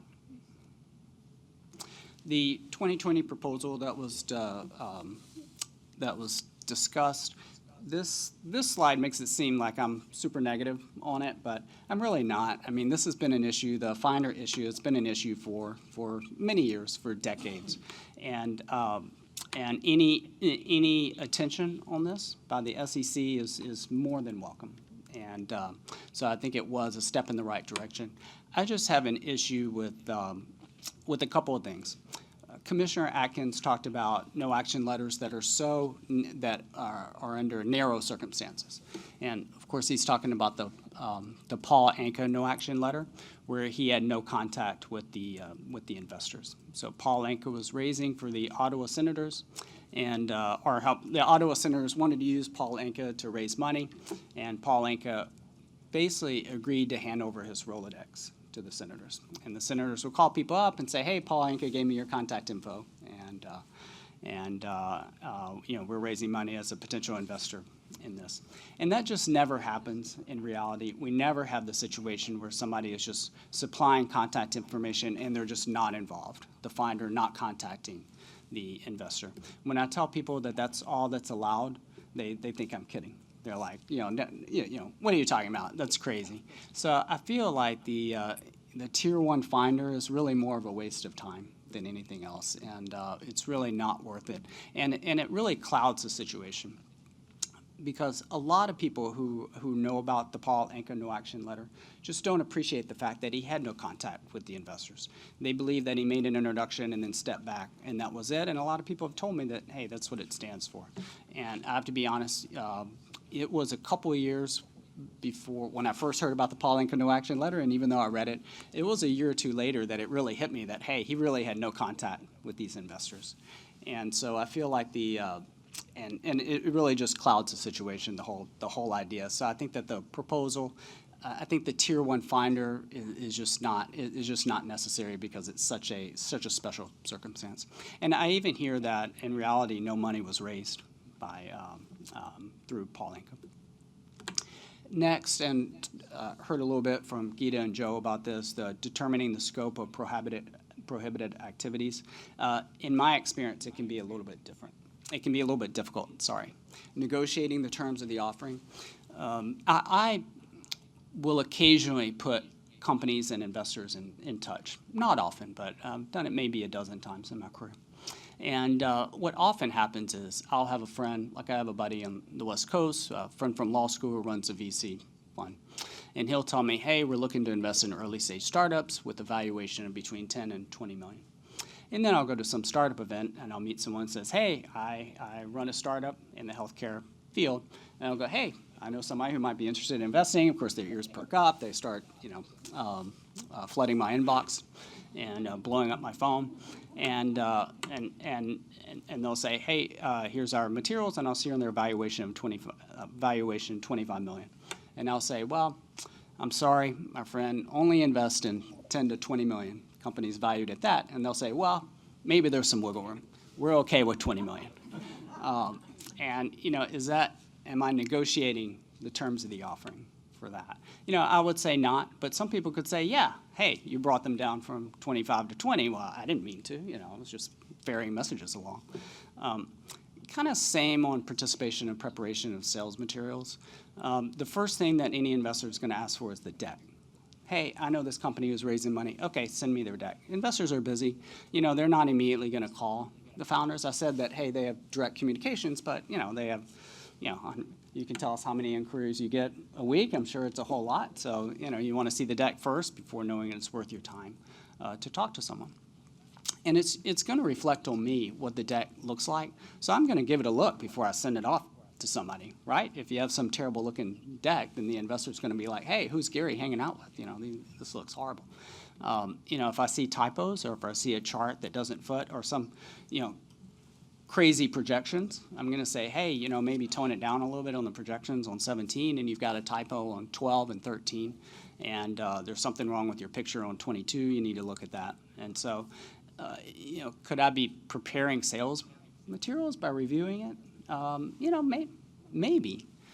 So I feel like sometimes, and these aren't really edge cases, I feel like these happen all the time. Ferrying messages back and forth. The investor doesn't want to talk unless it's exactly what they're looking for. So, and then this company changes so that they fit that, and somebody's in the middle ferrying messages back and forth. So I just feel like that happens all the time. So it's difficult to really prohibit activities, as opposed to this next one. Next slide. The Unlocking Capital for Small Business Act of 2025, it is a draft bill, so it's not even I don't know if you could call it a bill yet. And what it does is allows for finder compensation for securities offerings that are 15 million or below. And so it moves away from Paul Anka. It does have a finder and private placement broker exemption, but it does away with Paul Anka, which, as you can see, I'm in favor of. And also it has dollar thresholds rather than activities. $15 million offerings, you can have finders. I think it's 30 million total for the year, which I feel works better than activities, because for activities, it's easy to draft a finder's fee agreement and say, hey, the finder reps and warranties that they're not going to do these activities. But I feel like in reality, it's harder to make sure the person isn't sucked in to doing those activities. So I think a threshold situation works, a threshold guidance works a lot better. Next slide. The Form D, in 2020, this committee made a proposal to the SEC to consider having some sort of notice for finders. But that's actually already on the books. So item 12, the company has to identify, if they're using a Reg D offering, if it's a Reg D offering, they have to, in item 12, they have to disclose the name of any broker, dealer, or finder that they're working with, that they paid compensation to. And you can find that in the instructions. In the form itself, in item 12, it does focus on broker-dealers. But in the instructions, it makes clear that you have to disclose not only broker-dealers, but also finders in there. In a perfect world, what I would like to see is not only for the finder, for the company to have to disclose the finder, but to have the finder name hyperlinked. So it would be like the shareholder ownership filings that we have in Forms 3, 4, and 5, where you could just click on the person's name and you could see all the Form Ds that they appear in, all the companies that they've helped before. And item 15 requires the sales commission and finder's fee expenses, which I think would go to some of Commissioner Crenshaw's concerns. I think that it would be an investor protection mechanism to find out, hey, this company, how much did they pay in finder's fees?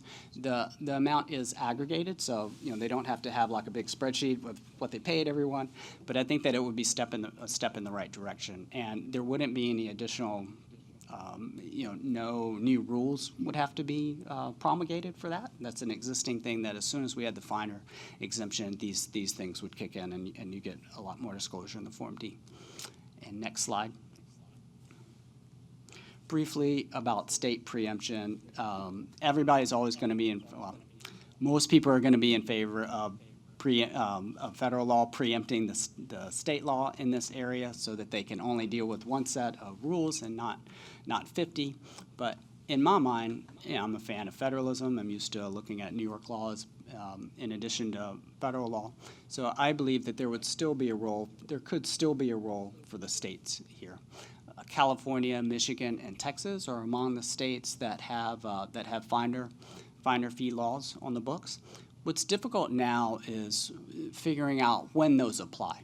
If it's only for Rule 147A intrastate offerings, or if the company, finder, and the investor are all in the same state, is that when you look at state law, or just the company and the investor? What I would like to see is something that's more similar to Regulation D, where we're doing blue sky filings depending on where the investor is located. I think that would be good, if an investor is in California, Michigan, Texas, Wyoming, wherever they are. If we just had to look at that state, I think that would be feasible. We'd be looking at the federal level and then to make sure that they're exempt, and then we'd be looking at just one state, and it would be clear what we'd be looking at. Final slide. In closing, the SEC's mission is to protect investors, maintain fair, orderly, and efficient markets, and facilitate capital formation. And I think all three cut in favor of having a finder exemption. The protecting investors, right now it's kind of murky and opaque, and I've talked about these workarounds, which I don't think are beneficial for anyone. And fair, orderly, and efficient markets. Right now, forcing people to go in SPVs just so somebody can get transaction-based compensation doesn't seem efficient to me. Another thing I'll mention on the investor part, when someone is forcing the investors to go through SPVs, then it's the investor who is paying that broker fee. It's not the company paying for it. Whereas if the SEC created a finder exemption, then I'd say by and large it'd usually be the company paying for it, or at the very worst they would be paying together instead of like it is now where it's kind of on the investor. And then facilitate capital formation. I like what Commissioner Krenshaw said about there's a difference between capital raising and capital formation.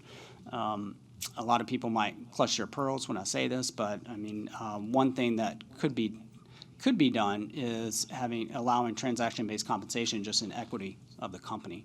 Like I have there on the last bullet, any exemption is better than no exemption. And as we know, regulation crowdfunding started off at $1 million, now it's $5 million. I feel that we could have something on the books that's very small and just see what happens, see if there's any unintended consequences. The Unlocking Capital for Small Businesses Act has a $15 million threshold. I see very small raises for companies. $5 million, even $1 million. You could have a really low exemption of $1 million and allow transaction-based compensation in equity, and it seems like, hey, let's just get that on the books and then start from there and see what to do then. And with that, thank you very much for this opportunity, and happy to entertain any questions. Thank you, Gary, for that presentation. Go ahead, Herbert. I've got one question. If as a VC, I am looking for growth capital for a company that I I'm invested in and I reach out to other VCs, I'm going to benefit from that down the road. Am I acting as a finder in that situation?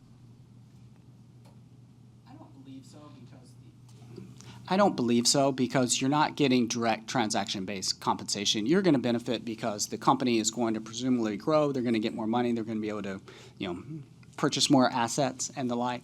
But you're not getting direct transaction-based compensation. I actually like to touch that very quickly. As a direct result of the transaction, he could benefit. And so without that exemption, it is a question. And because it's a question, it will create uneven regulatory enforcement. And from what I understand in your presentation, this does occur in a casual way. Very frequently, people are connecting small entities to people with capital, whether they benefit $100, $1,000, 5% of the transaction deal. It is occurring, from what I understand, kind of all over, very casually. And without this exemption, it would be unevenly enforced, and you could say, this person is doing it, but you wouldn't catch anybody. And so without an exemption, it's just going to be worse for some people. Do you agree or disagree with that? Yeah, I agree with that. I mean, there's definitely, since I got tapped to talk here, which I fully appreciate, I've heard from lawyers who regularly do work on finder's fee agreements, which I think is just kind of crazy because to me, the law is clear. They talk about, hey, it's a gray area. It doesn't seem gray to me. I mean, you've got to register as a broker. And so, people are often, when I say, hey, I'm not going to, I can't give comments on this finder's fee agreement, they're like, let me find another lawyer who will. And so, there's a lot of unevenness across the space now. Yeah, I'd just love to make a comment on that. As a venture capitalist, part of my job is helping portfolio companies and other companies find follow-on rounds. If I were to require the portfolio company to pay me a certain percentage of the money raised in that round, I would be in violation of these current regulations. So it does appear to be pretty evenly enforced. If you are receiving a direct fee, that would be a violation, even for VCs. When you say evenly enforced, what is your perspective on the enforcement of this regulation? You are one person with one venture capital firm. Yeah, I don't understand the question. Could you be a little bit more specific? Even enforcement, as defined by the Small Business Regulatory Enforcement Fairness Act, is whether across the board the regulation is being enforced evenly. So everyone who breaks... So if I were to... I'd like to finish my point, please. Okay, go ahead. Everyone who violates the regulation receives the same enforcement action. From your perspective as one venture capital firm, I don't know that you are necessarily positioned to determine whether or not it is being evenly enforced across all venture capital firms, all law firms, and all small people who are making introductions. So certainly, I'm not sure who you mean by all. And number one, I'm not opposed to, for smaller transactions, people being able to collect a finder's fee. So I just want to say that firstly. But more importantly, as a venture capital firm, if you were to take a percentage of the transaction, you would also be in violation. So we are also subject to the same regulation. Yeah, Robert, let me come back to that. Probably more for Gary. If I have an equity position in that company, am I then could I be seen as a founder of that company, or is there some delineation because I have an equity position? Because all the companies I invest in, all the founders have an equity position. I'm just sitting on the cap table. So am I truly seen as a VC looking for resources, or am I seen as a founder looking for resources to make a commitment to this company? I don't see that as transaction-based compensation, though. I understand what you're talking about, and there is an issuer exemption for a broker-dealer, so someone who is in the company and they're not getting transaction-based compensation, they can be covered under the issuer exemption. A lot of people want that, they want to shoehorn every situation into that, someone who's not getting a salary and they're only getting commission, but it is just for that situation when it's a founder out there raising money and they're not going to get any kind of commission. Of course, they're going to benefit that, hey, more money in the company, maybe they can get a raise and the like, but I do warn people, hey, you can't give that person a bonus that's tied to whatever they bring in investments, because that's a common thing. But I would say here, I would say that that's not, I would be comfortable with saying that that's not a transaction-based compensation. Of course, facts and circumstances, but I'd feel comfortable with that. Jasmine, I think you have your hand up. Yes, I do. I have a question for the speaker. I'm wondering about where technology fits into this, technological platforms. I don't know if you're familiar with any examples if this has come up in the Finder context, but nowadays you do have platforms where investors and companies can go to match, and the platform could take a fee. They could take a fee based on a subscription model. They could take a fee based on a transaction match. I don't know if it does. I mean, it sounds like it might matter how they charge for this regulatory scheme. So I guess I'm wondering what your thoughts are and if there's any examples of how this has worked so far, with the understanding that this may have to evolve with future technological developments. That's a good question, because there are a lot of platforms out there. A lot of platforms facilitate SPVs, partially for this reason. Sometimes they're just getting carried interest. Sometimes they are taking some sort of administrative fee. For the platforms that are directly linking investors and companies, they have to be either a broker, or if they're doing regulation crowdfunding offerings, they have to be a funding portal, which is a reduced regulatory burden from full broker-dealer registration. The Unlocking Capital for Small Businesses Act 2025, it contemplates the private placement broker who is working with private companies as opposed to public would have to meet the requirements of the funding portal registration, which doesn't require testing, so you don't need a Series 7 and whatnot. It requires, I think it's Form Funding Portal, something like that. Linda can correct me if I'm wrong. And it's a little bit less than the Form BD, which is much more burdensome. So there is some sort of, there are requirements there. I couldn't start a platform tomorrow and link companies and investors without either being a broker-dealer or a funding portal. I know Vincent has a question, and then we're going to have to hear from Linda and Kelly due to time constraints. So go ahead, Vincent. Well, just one, Gary, I applaud you coming in and kind of talking about what's actually happening in the marketplace. And I think bringing to light possibly how the market would benefit investors and founders and companies if we were honest about what's kind of happening in the shadows and try to kind of bring that out into the light and better facilitate that for everybody's benefit. So that's one. Two, if you, with regards to what you put in your presentation that you reviewed, if you were starting from scratch and you were looking at the marketplace today, so instead of trying to nuance what's in existence, the framework, but instead you were looking at the marketplace and seeing that the private market very much has become a very robust marketplace in complement to the public market, and it doesn't necessarily need to be one in evolution to the other. And they can both coexist, and they both kind of serve the overall ecosystem of the marketplace.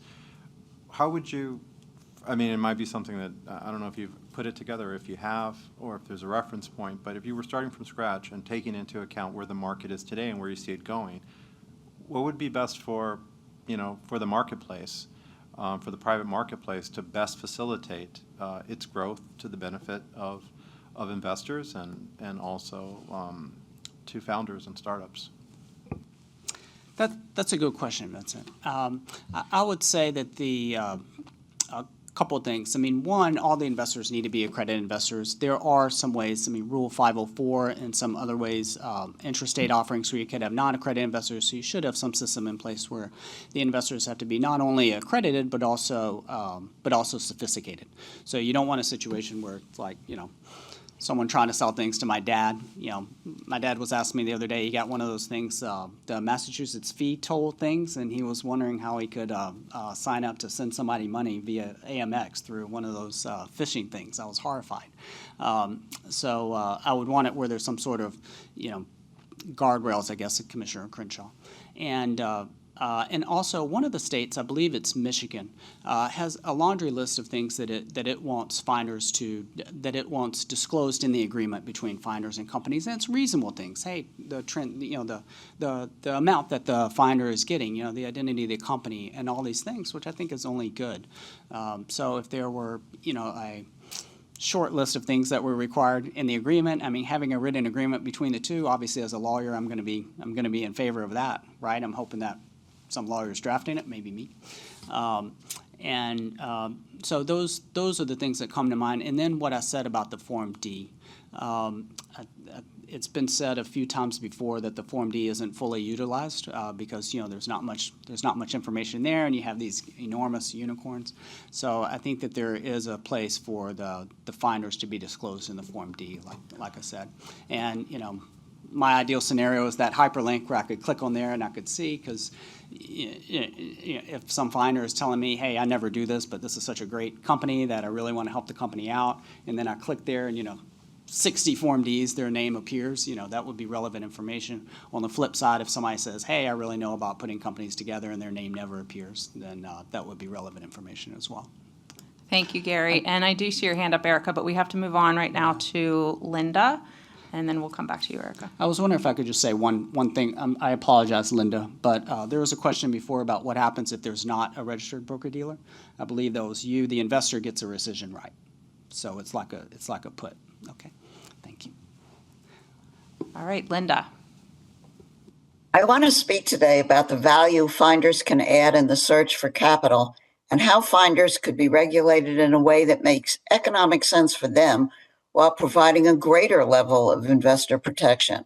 But first, I wish to thank the SEC's Small Business Capital Formation Advisory Committee and the SEC's Office of the Advocate for Small Business Capital Formation for the opportunity to address these remarks to you. As was said, I'm the chair of the Task Force on Private Placement Brokers for the American Bar Association, and I am also the chair of its Task Force on Assisting Underserved Entrepreneurs, which will color some of my views.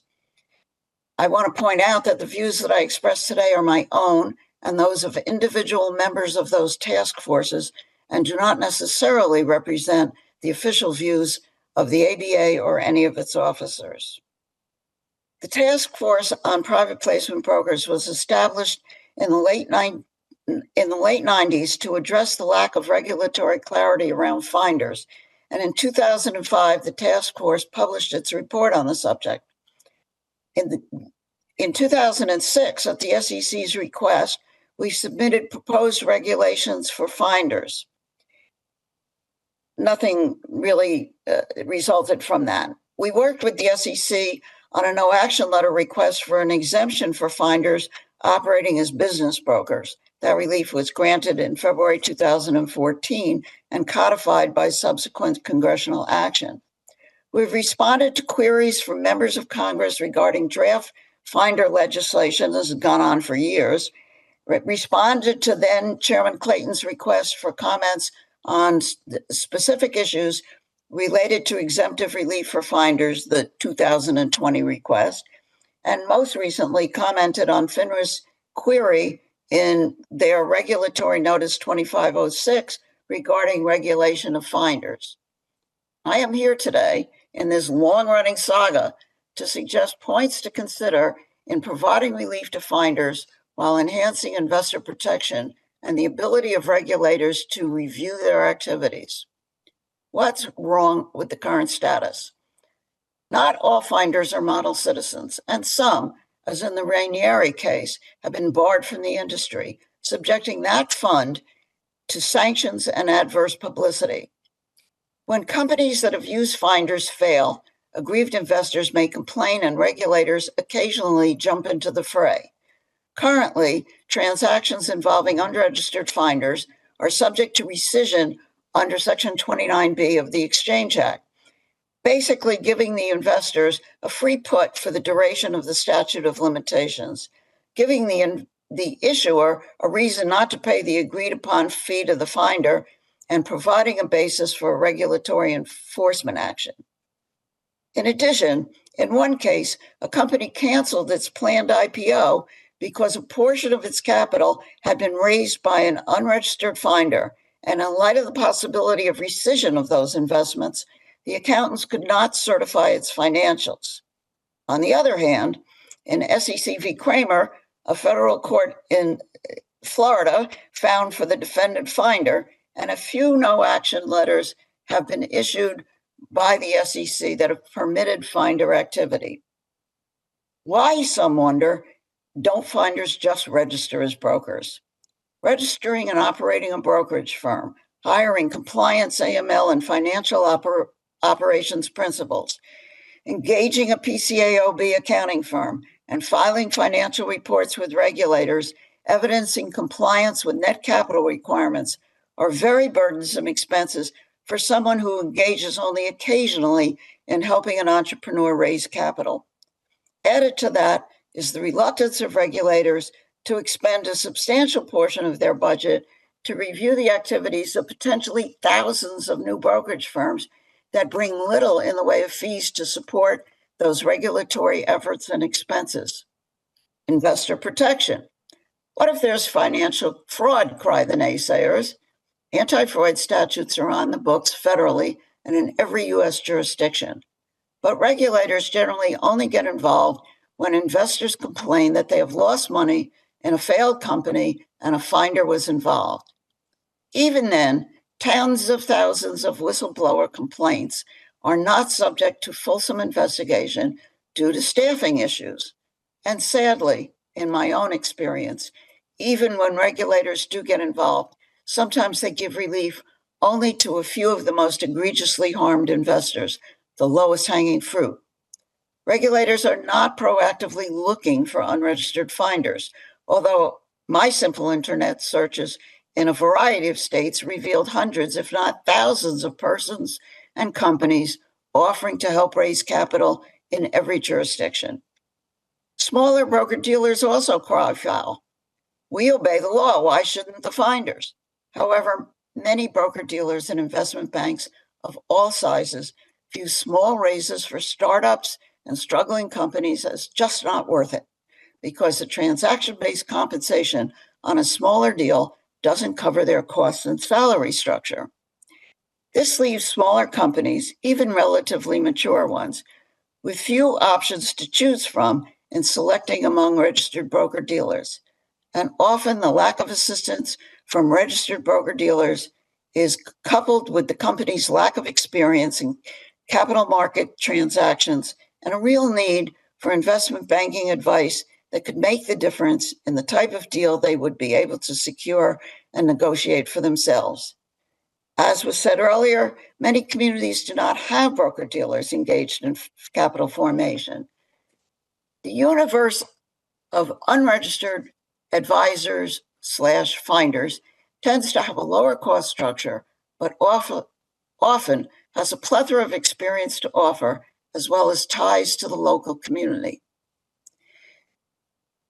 I turn to my role for a minute as chair of the Task Force on Assisting Underserved Entrepreneurs. In a series of court cases, programs limiting their services and grants to entrepreneurs that belong to groups historically subject to financial discrimination have been found to be prohibited on a reverse discrimination basis. Nevertheless, financial discrimination continues unabated. For example, one federal study found that only 3% of venture-backed companies were headed by Black females, and that is just one statistic. Persons belonging to groups that have been the subject of historic discrimination do not have access to the resources of friends and family networks available to those who historically have not been subject to that discrimination. And this is why finders can be an important component of the tools in the capital formation toolbox. Take, for example, a budding entrepreneur who lives in a poor neighborhood. She has a great idea and is well known and respected in the community. why shouldn't others in the community who have a wide network of contacts be able to spread the word and get compensated for their efforts?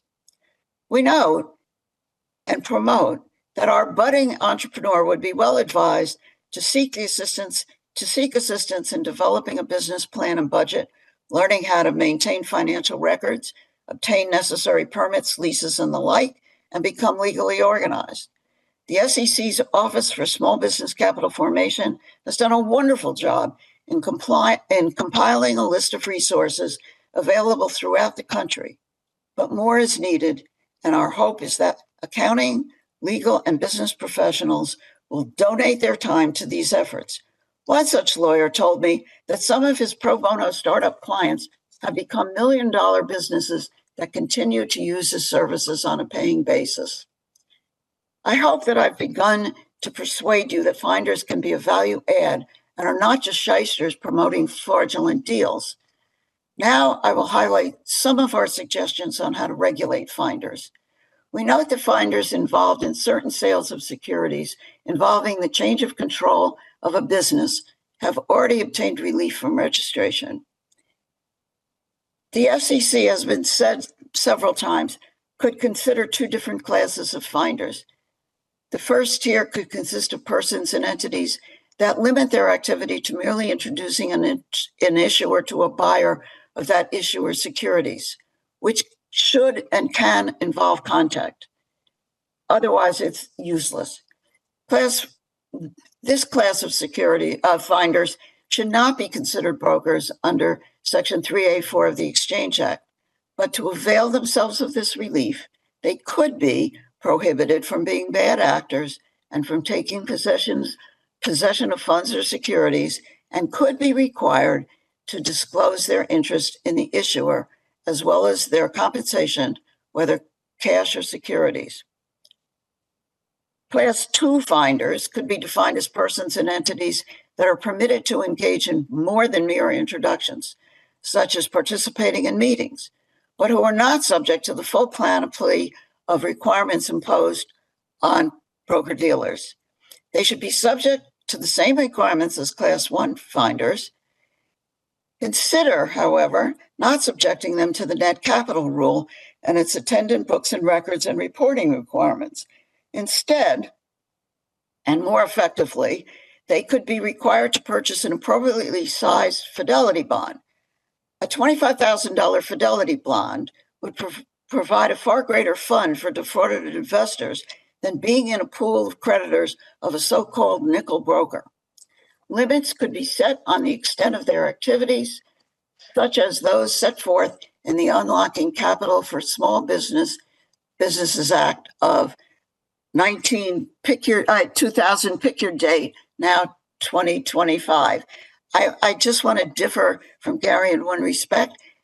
That bill has always included 4 levels of gaining the exemption, and they're not all just based on the size of the deal. They could be on the number of transactions. For instance, limiting the number of transactions annually to 16. There are 4 different categories. I suggest that the SEC consider all of them. The states. States could be permitted under any SEC regulation without totally preempting them, which drives them crazy, to submit a notice filing if they require finders to submit a notice filing to them if operating in their state, as Gary said, and charge fees to the finders for collecting this information. States would then be in a better position to monitor the finders' activities and exercise their enforcement powers when appropriate. To avoid differing and confusing regulatory regimes, however, states should not be permitted to impose regulations more onerous than those contained in the SEC's regulations that are developed, other than these notice filings.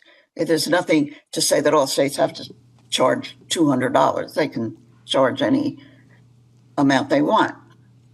Linda, we want to thank you for your comments. We're running close on time, so thank you so much. I just want one more sentence. Okay. One more sentence.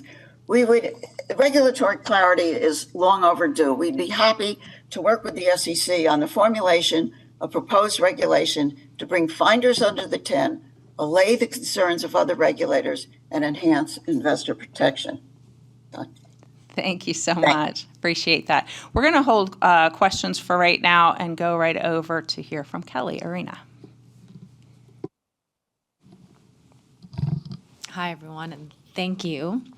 I think I have slides, but I also know we're close on time, so I'm going to do my best to cut the fat. Founder of Golden Hour Ventures, I'll give you a little context on me and my background just because I think I'm probably the person here that is the accidental finder, so I would like to open myself out for questions. But I do three things under my scope at Golden Hour. One is I do a lot of angel investing education. So a lot of folks will come to me, they're accredited investors. Generally, they're not an investor by trade, but they're curious about the private markets. They have some capital to deploy, they're interested in alternative investments, and a lot of the folks that find me are because they're interested in supporting companies that they care about. So, I feel like, I'm going through perimenopause, and why isn't there any companies that are innovating in this space? I want to invest in them. Or, people passionate about women's health, or, I'm a Black woman who can't find the right foundation shade. Where are the companies that are raising in this space? They come to me because I also have an accelerator where I focus on education in private market capital for very early stage companies. So these are folks that are already operating, they're post-revenue, maybe they started with a small business dream and found some traction and now realize that they're a little bit stuck and they need capital to scale. So often they haven't raised any capital before.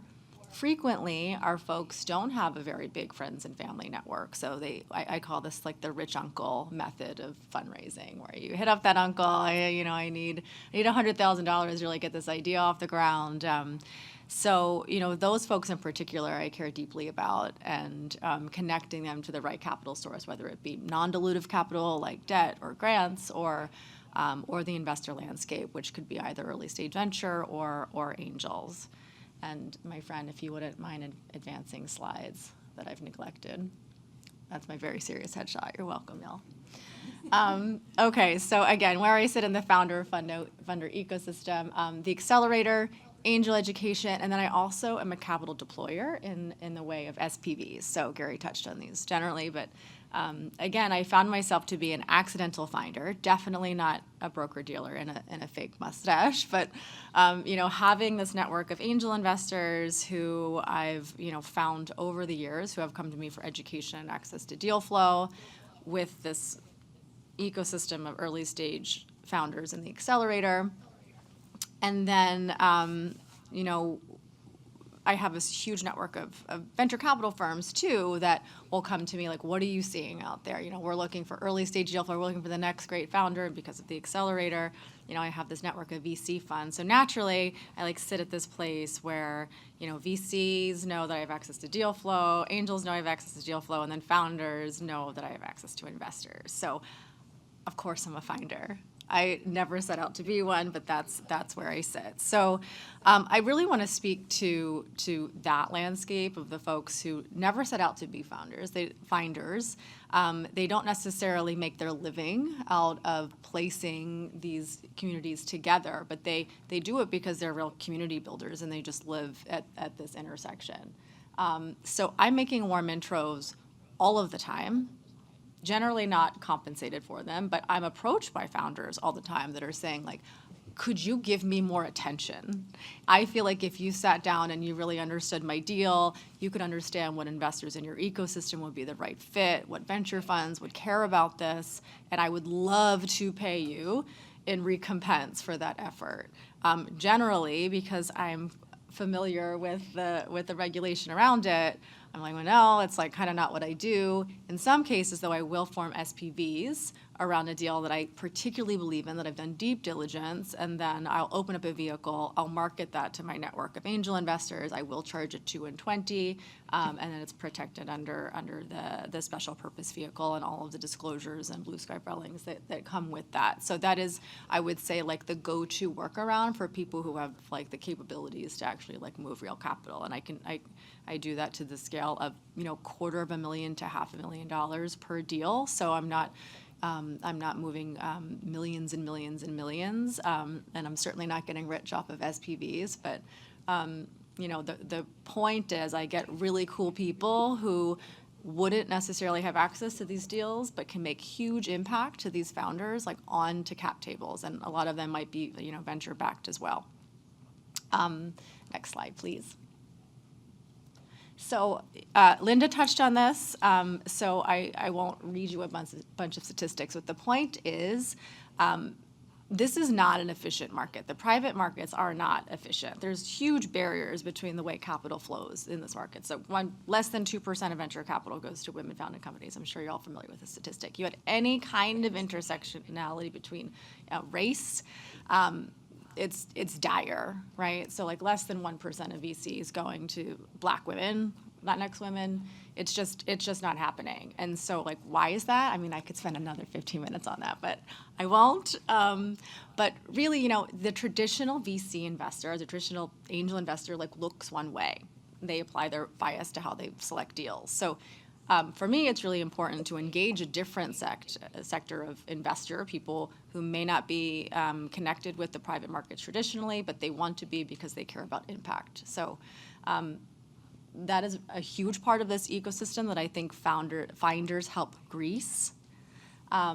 Also, geography is really important. I know founders who are in different parts of the country that don't have these booming ecosystems of tech investors and people getting together to share deal flow and gossiping about the private markets. This is a very gossipy ecosystem, right? Like who's got alpha, who's got the hot deal, like that's happening in certain hubs across the country, but if you are not in those hubs, then you're severely disadvantaged. So like having finders that are tapped into that place is hugely beneficial for either underrepresented founders or founders who are living outside of these main hubs.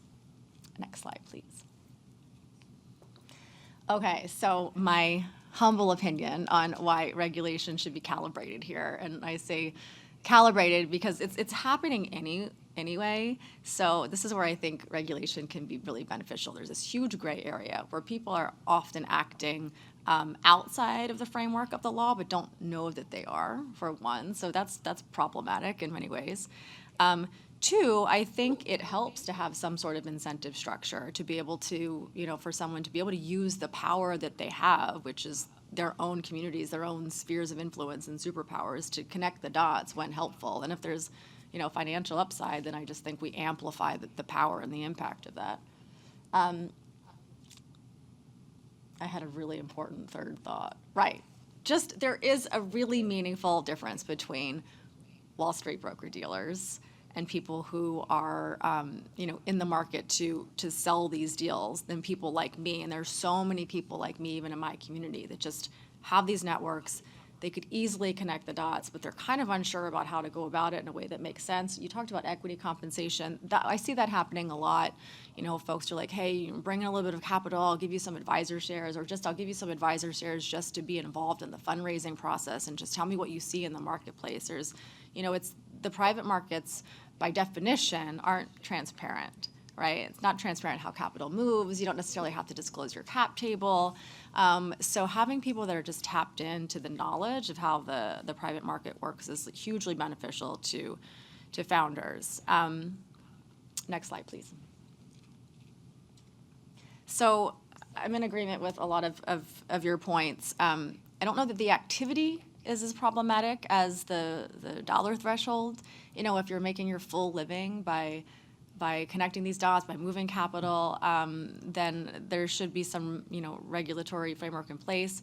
I want to acknowledge the commissioner's point earlier about protecting investors. That's an important piece of it to me. It's why I do a lot of angel education. It's an extremely risky asset class, and investors should be aware that 90% of startups fail, and when you're investing at the earliest stage, that investment horizon is 5 to 10 years. So it's the window of getting that capital back is quite long, and these are things that investors should know when they're entering this space. And so I'm a believer in disclosures. I do a lot of education around that. I'm disclosing to anytime I have an SPV, and I'm technically working within that framework, making sure that folks are accredited and they understand the risk profile. I think accreditation is one thing, sophistication is another.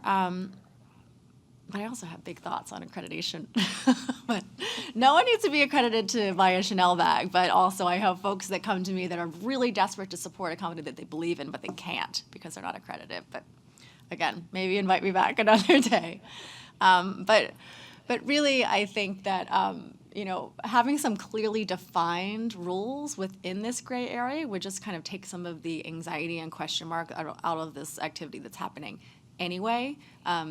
Maybe outside of the framework, and often, people not knowing that they're operating outside of that framework. And again, with a particular lens towards supporting founders that wouldn't necessarily be able to access this capital otherwise. And it really does stunt innovation, for ideas that I think are really important. Great. Thank you for those remarks, Kelly. Questions, Jennifer? Well, Kelly, I'm glad that you mentioned the accredited status, because that's the question that I had for you. Like, do you see a benefit of broadening the investor type? And is there a category of investors out there that don't meet that accredited status, but are maybe sophisticated in other ways that could really provide capital and potential revenue to startups that need it? Yeah, I really do. I think particularly in the startup ecosystem, there are folks, particularly founders, that are putting all of their own capital into building their own startups. And these folks are so tapped in. They really understand the ecosystem. They understand customer acquisition. They understand growth. They understand scale. So to invest in another startup that they find to be really exciting for them, they may not be accredited because of a cash flow situation, net worth at that moment, but are hugely valuable on cap tables. I see a lot of folks that are early stage operators that working at startups, and they just have the bug, right? They want to invest in innovation. They want to be a part of something. This is a lot of times the capital moving in this space is a little bit outside of financial return, right? There's such other formats of ROI one gets from investing in early stage companies. It's relationships, it's being, a part of innovation, it's building. So I think that there are many cases where, not being accredited is okay if there was some sort of attestation, I get it. I know I'm not making $200,000 a year, but here's where I can add value, and I believe that this investment will be worth it in losses. It's almost like a sophistication disclosure in a way, I think would be extremely useful. And Erica, I didn't forget about you, but I did for 5 seconds, so go ahead. Thanks, that's okay. So this question was originally for Gary, but, Kelly and even Linda as well, feel free to weigh in. In regards specifically to our contemplation of a recommendation, I really appreciated what Gary sort of put some numbers on around limits as to the number of size. I think he threw out, $10 to $15 million and below size rounds to provide some of these exemptions. But one of the other things that I think is really critical, number one, is disclosure of finder terms so that the investors understand how much of their investment is actually going to a finder fee. And within that, what would you think would be a reasonable possible limitation to set on the percentage of cash compensation that a finder might be able to take on behalf of facilitating the investment? You want me to take that first? Sure. I think Gary probably has a better point of view here, but I can tell you what I see happening outside of the framework, which is, people will either charge a 2% because they could charge that within an SPV structure or a VC structure. So, they kind of look for that 2 and 20 type of structure that they can charge. And I see people that are operating purely as finders, anywhere from a 5 to 10% fee on total amount raised, and often with some advisor shares or equity shares too, because they want the ultimate upside if they, really believe in the company. And, one thing to add too, I think, to talk about the bad actors in the space and the fraud component, you're highly disincentivized as a finder to bring terrible deals to your network, right? So if I bring a deal to my network and it, goes bust in 2 years, those people aren't going to pay attention to me anymore. So there already is this inherent, moral hazard of wanting to, choose your deals wisely before you represent that to, your community. when I started my legal career, I was still seeing the Lehman scale a lot, which some of you might be familiar with. Getting 5% on the first million, 4% on the second million, 3% on the third, and so on until you get to 1% and then that. Some people say, well, now the Lehman scale is doubled, where 5% on the first 2 million, and then 5% on the first 2 million, and then 4% on the next 4 million, and so on. I think that's probably right. I agree with Kelly's of 5 to 10%. I see that a lot. The management fee of 2%, like I said, I mean, a lot of times people are saying, hey, this SPV is going to be going for 5 years, and it's 2% a year, so I'm going to charge you 10% up front. And so we see that a lot. So I'd say it's around 5%, I mean, as low as 2, as high as 10. I mean, really, 10 seems a little high to me for a finder's fee. I tell people anything at 5 or above seems kind of suspect.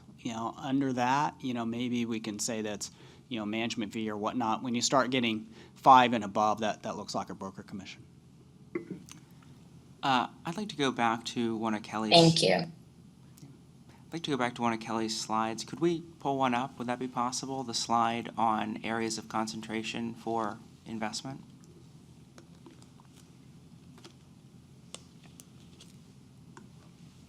Yep.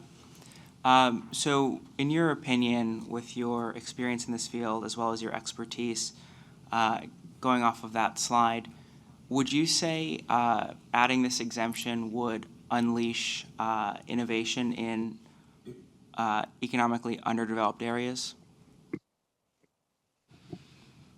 Unleash feels strong.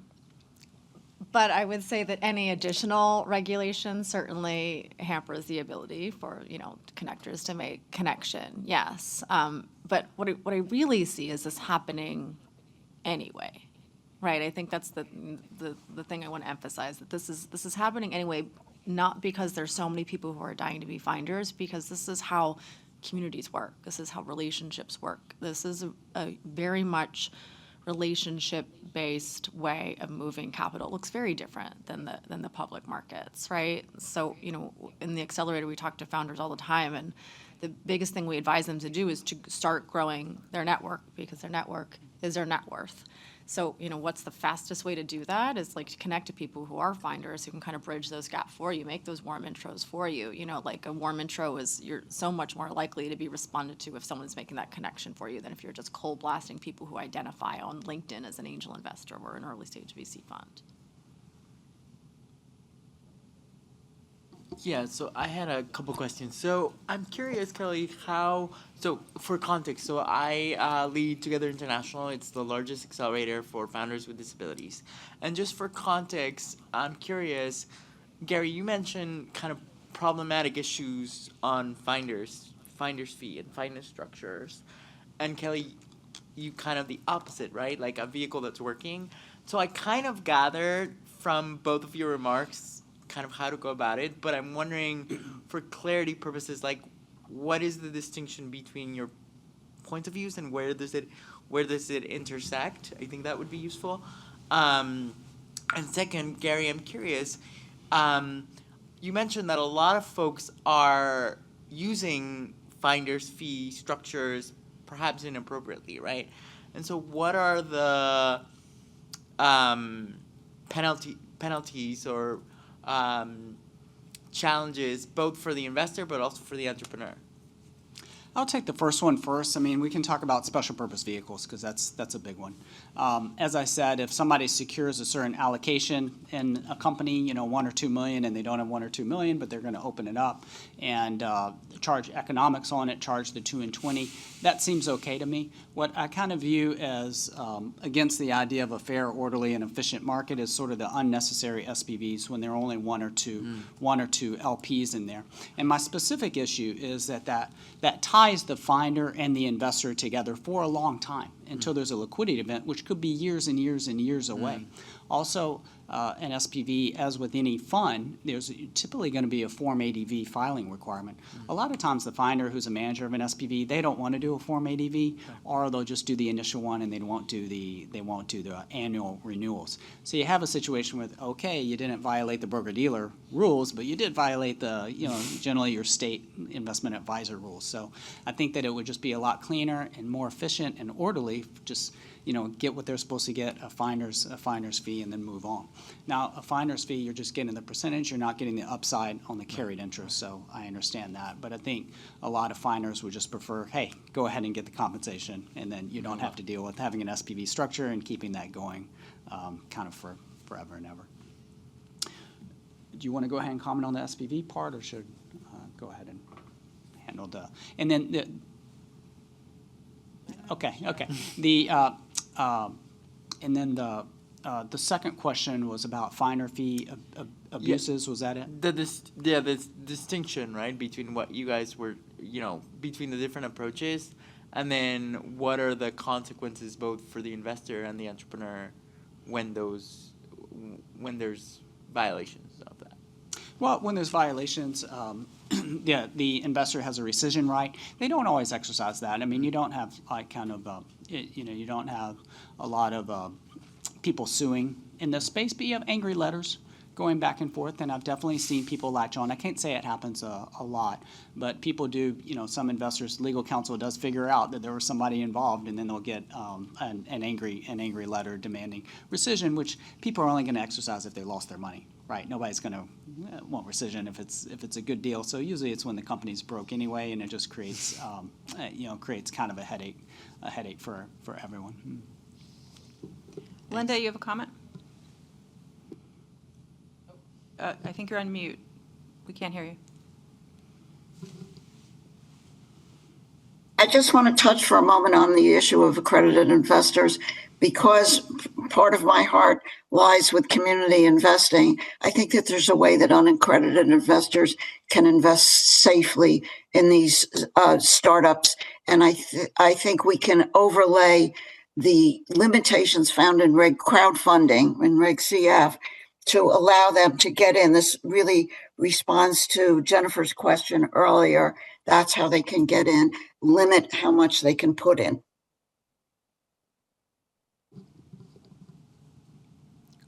All right. No further questions. It is time for us to break for lunch. So we will be back at 1:45 p.m. Eastern Time. Thank you all.